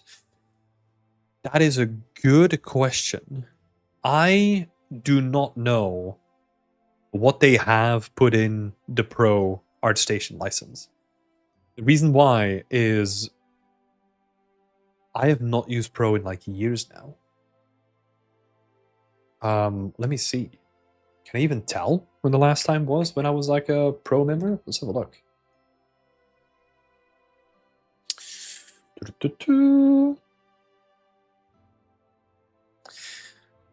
Can you give me some examples as to what they removed from like normal day users? Because I'm curious. Again, no clue over here, right? Because as far as I know, nothing really has changed about like the base offering, right? Or maybe I'm wrong. Jammy Dollar is saying, I usually buy Pro before posting something for the video quality and visibility, but cancel it for a month. Yeah, it's interesting, right? Like the video. Oh my god, I don't like. Oh, people have been posting marathon work. Okay. I was like, shit, I have like 500 notifications on ArtStation. So the render quality is something that I could sort of see, right? Because that is something that you can actually see the difference of. The visibility though, I am really dubious of if that added visibility actually adds a lot to the actual traffic to your portfolio. I want to see some solid data around that. And I don't know if there's anything like that out there. Because I think still the best way to get visibility is just to have a lot of connections. And that sounds like so stupid, right? But like if you have a lot of people that see your notification when they open ArtStation, they're likely to click it, like it, and then that adds like a networking effect, right? And I think that is something that you can create organically. It's probably going to be way more useful than it is to buy a pro subscription, right?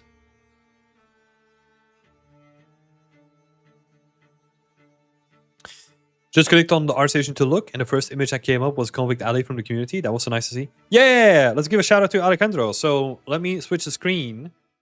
We need to do more of this stuff. I want to do more like community shout outs because, yeah, some people in the community are doing like awesome stuff. So let's give a shout out to Alejandro here.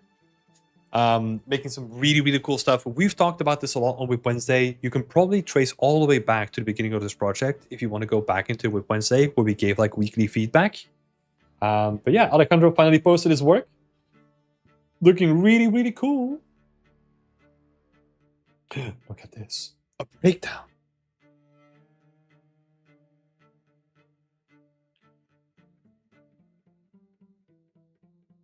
Ooh, RGB masks. Let's go.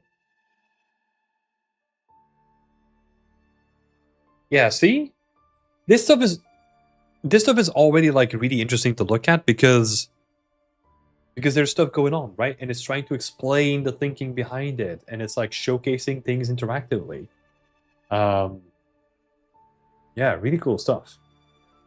So yeah, shout out to Alejandro. Let's actually share it in the chat as well.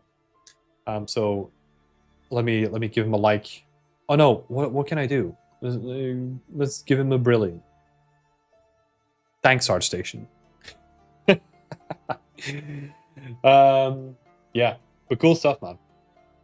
Cool stuff. But let's go back to like the pro conversation, right? So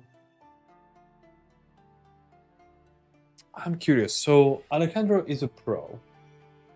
And technically, I know that like one of the bigger features is that you can go to ArtStation and then you go here, and then if you are pro, your stuff filters to the top, right? So I'm curious.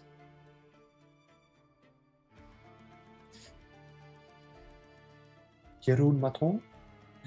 Oh, cool. Okay, interesting. So, right. Okay, so if we open this section, everything on top of the pro spotlight, these are all people that have like a pro account. Oh no, it's not. This person doesn't have a pro account. Let's see. No, this one person doesn't have like a pro account.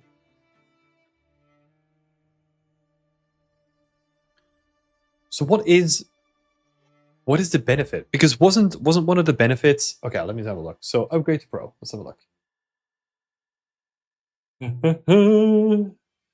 The complete toolkit for presenting your work, growing your audience, and connecting with the creative community. Search boost. Oh, so this is only for searches, right?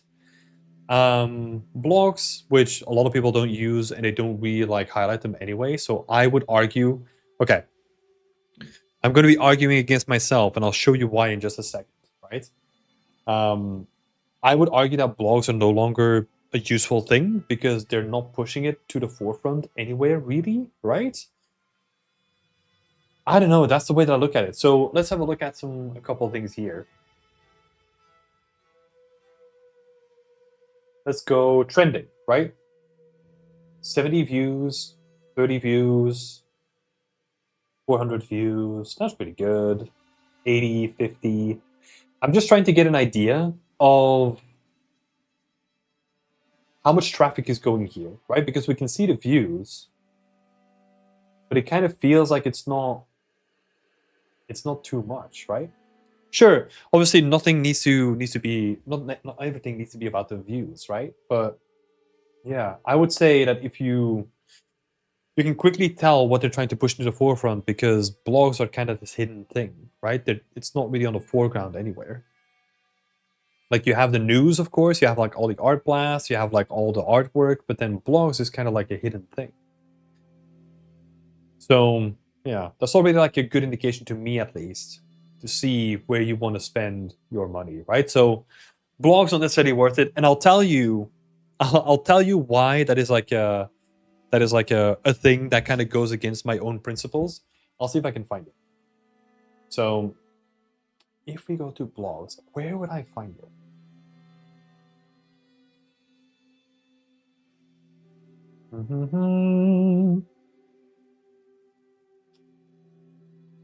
Is there like nothing else? Can I not like look at the individual things here?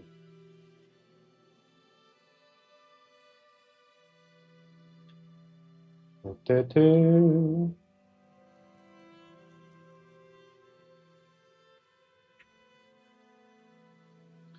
gonna find it here, right? I'm looking for something very specific. I don't want to spoil it. Okay, let me try a new post.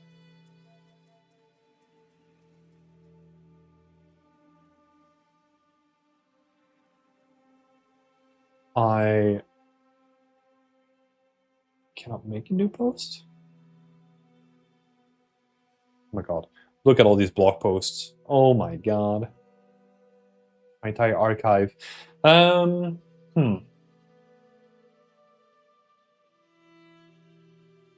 Interesting. There is like a sales page that you can find that kind of explains why you should set up a blog.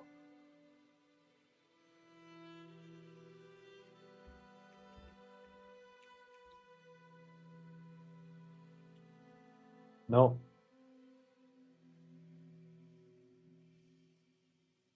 Nope. How it works. Dang it, did they remove it? Oh. Discover the pro plan. Oh, here we go. Was it here somewhere? Sorry, I'm looking for like a very specific thing here. It's gonna be in here somewhere. Hey, there we go. Okay, the reason why I'm shooting in my on my own foot is because I was literally like the person promoting the block feature on ArtStation. I'm here. I'm on the page here. So yeah, me saying that like blogs are probably no longer like worth it. I don't know. You know, I don't know what to tell you. Yeah, which is interesting, right? So let me see. So what else is in here? Like 4K, 8K images and 4K videos. I would argue that that's also not worth it, because I would argue that it's more about speed than high quality. And then higher earnings on sales. If you run a successful store, that makes sense, right? And then pro analytics. Maybe. I don't know. I've had access to pro analytics and I looked at them twice and I was like, But that's like ages ago though. So yeah, I don't think for all of this is worth it. And I always felt that like Surge Boost.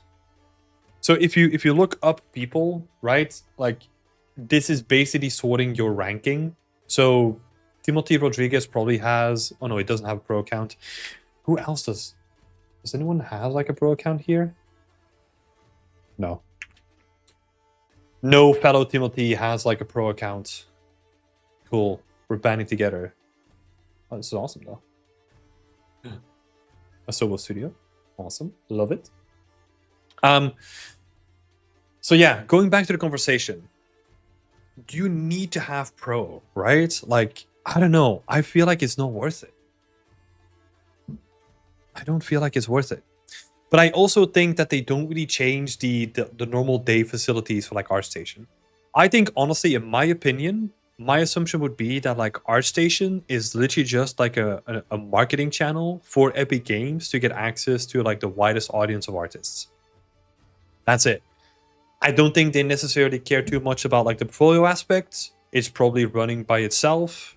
It's not growing. They're not trying to push a lot of stuff. That's the way that I kind of feel about ArtStation, because ArtStation's functionality is pretty much there. Like, we don't really want anything else, you know? It's the same thing as Substance Painter, in my opinion. Like, all the core functionality is there.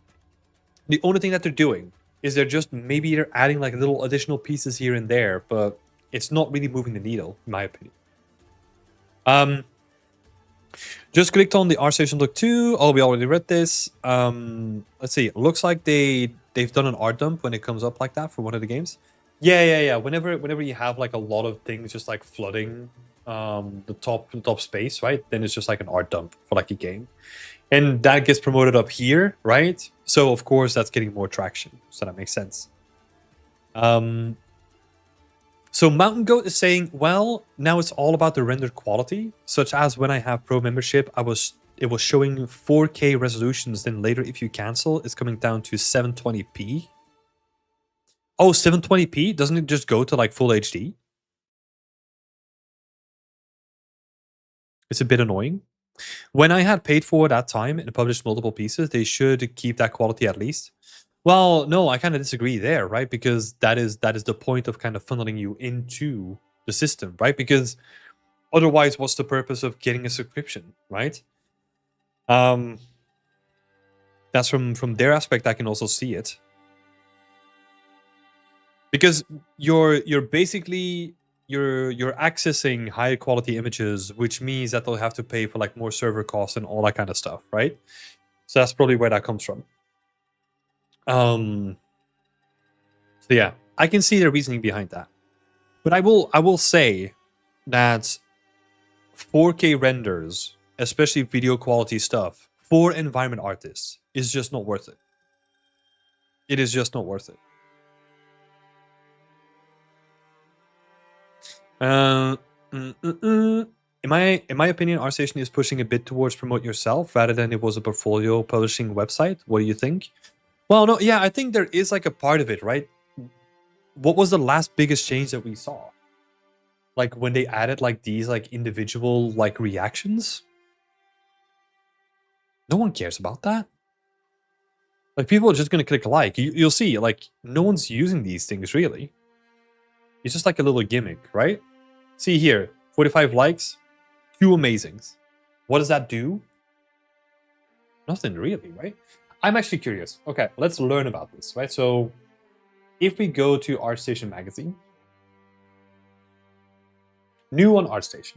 Okay, let's have a look. You now will see a Pro Spotlight panel on select channels. Each time the page loads, it highlights a rotating selection of recent projects from pro artists, making it easier to discover fresh work and talent. Okay, curious. I want to look into that. So on select channels, right? So if I then go to games and environment art, this is not pro work, right? Like this person doesn't have pro.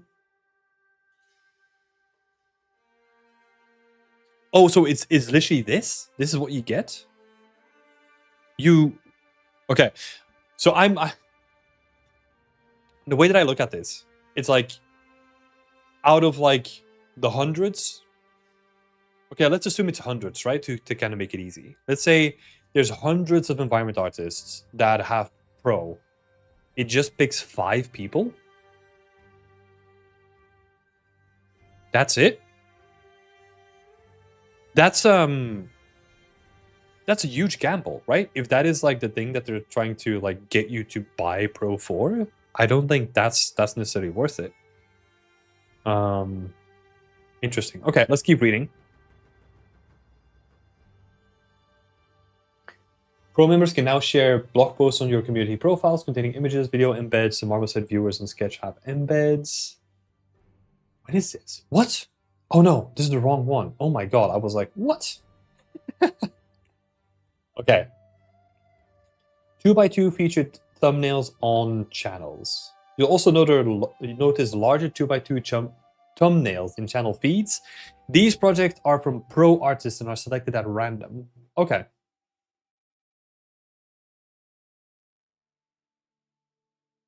Okay, so this one is definitely from like a pro artist because they have like a bigger thumbnail, right? Okay, then we have another one here. Another one here. Okay. So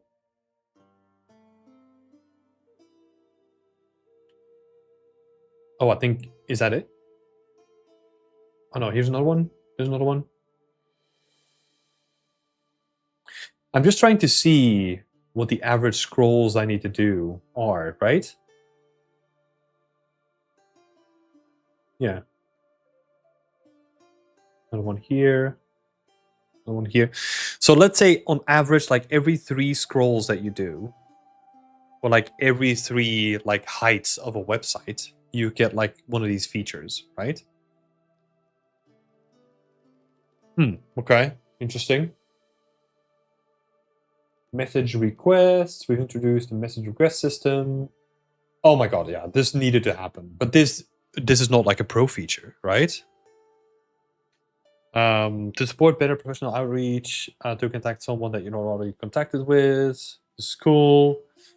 Okay, that makes sense. Mandatory mature field content. When was this update? Oh, 6th of May. I thought this was like in for a long time already.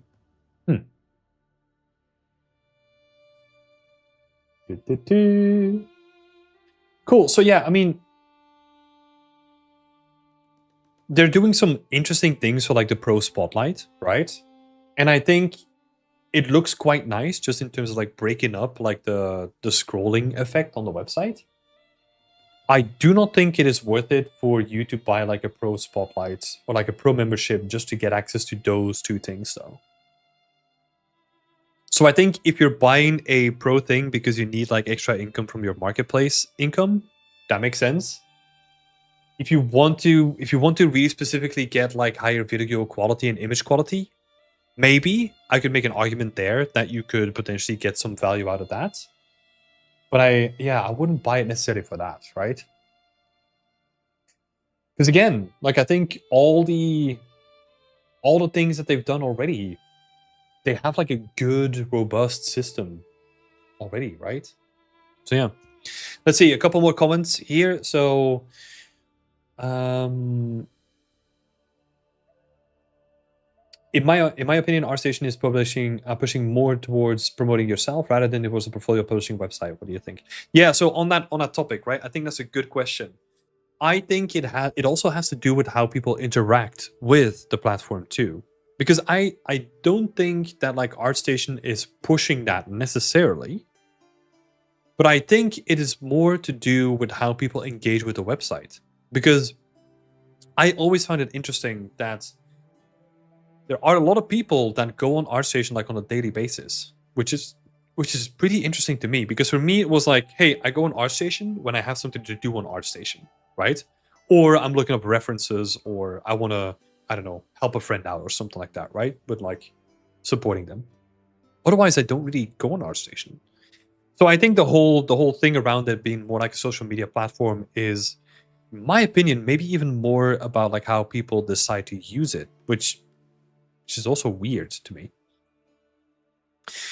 Jonas is saying, I don't think they have reactions on mobile yet, so that's why it's mostly likes. Yeah.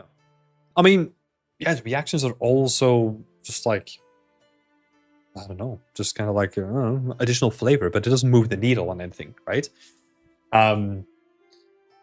Plus, also, I'm curious. I don't use ArtStation on mobile. How good is the mobile app? Can anyone tell me? Because the last time that I used it, it wasn't on there for like long because it wasn't that great. But that was like ages ago now, right? Let's see. By the way, I found the absolute best the best site for art references, comparisons, etc. You need to dig into like how to use the categories, but it's totally awesome. Ooh, nice. What is it? Hello, Tobias. Good to see you. Good to see you. But yeah. Yeah, it is interesting. I mean, I do like ArtStation, right? Like the way that it like streamlines like recruitment and it offers you like a portfolio website and all that kind of stuff. But I'm not expecting like ArtStation to be like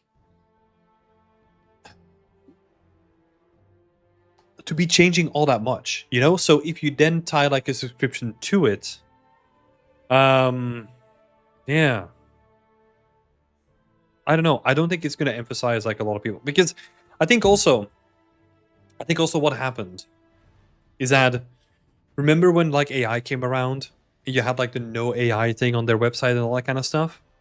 A lot of people, including myself at that point, were just like, hey, I'm going to stop supporting you. And I think at that point, a lot of people just realized that like, hey, what I was paying for, there's no reason to go back to it, right? There's a lot of stuff that changed in the meantime. As in, I think ArtStation came up and it was like this really artist focused thing that like Leonard Teo, like the original founder of the company, built, and he was really engaged and he would reach out to you, and like that's why my thing is on the website, you know, like it was very much in line with what we wanted out of it. And over time it just became like more and more impersonal, you know. And I think that's also why people then started canceling their pro subscriptions. They were just like, they just didn't care about it anymore. So yeah, interesting. Again, like I still love to have like a presence on ArtStation because that's where all the artists are, right? And they do have some good tools. Like let's say you're a pro subscriber, you can build your own domain really quickly. You can just grab a domain, builds the website for you. That stuff is awesome, right? Because it just allows you to just like sign up, get a website, make it look professional. That's it, you know? Even though I would still argue that most people just use ArtStation anyway. You don't need to have that professional website. But yeah. Oh, sorry, Conceptual Vision, did it block it? Yeah, YouTube does this automatically. So it's imaginemore.art. Let's have a look.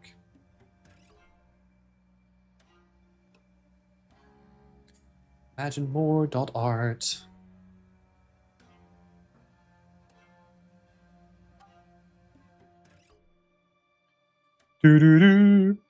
Used by cinematographers. Let's have a look. Used by cinematographers, concept artists, game artists, illustrators, designers, art directors, costume designers, blah, blah, blah, blah. Cool. This is all just like human-made art, right? I'm assuming. Yeah, awesome. It's a great little resource. Let me, what is this? Classic art, game art.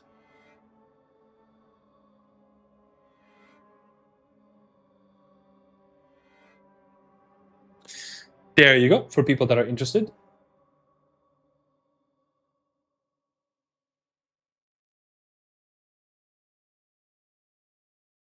Yeah, this is cool. I like it.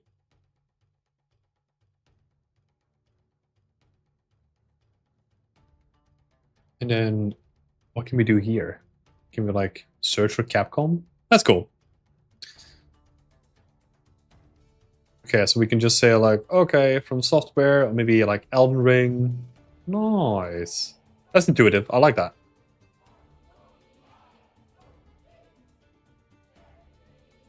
If you find one image that you like, you can find other images in similar styles, and yeah. So can we study?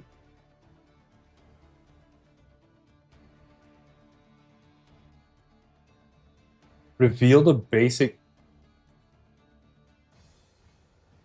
Oh, okay. Oh, interesting.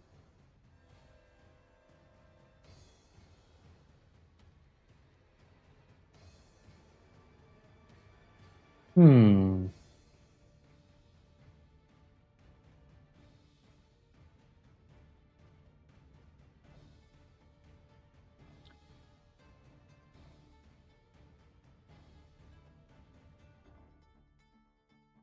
That's pretty cool. I like all these little tools, though. They're nice.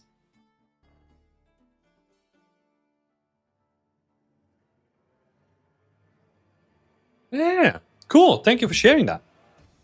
That's awesome. Composition. Let's go. Position lines. Golden ratio. Thirds. Let's go. That's cool. Awesome. Thank you for sharing. Right. It is time for me to go. I need to be cracking on with some work because I do have a mentorship as well, like in an hour and a half. So thank you all for joining me today. Hope you all had a great time. And thank you so much for all the questions. I really, truly appreciate it. It's always nice to have a conversation about these things. Yeah, I would say thank you so much. If you want to know more about like environment art, you know where to go. Just click the link in the description. Beyondextant.com. Become a member. We have a lovely community waiting for you. So it's gonna be it from me today. We'll see each other. When do we see each other next? Yeah, probably next week, Wednesday, right? We'll see each other then.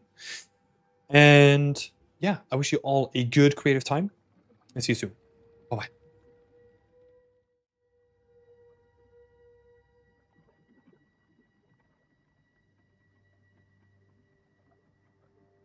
Kid on Art is saying, really enjoyed the first stream. Can't wait to join the community. Yeah, thank you. That's awesome. Looking forward to seeing you too. And then We Art Book is saying, no, I just joined back. Do a goodbye. No. Bye bye.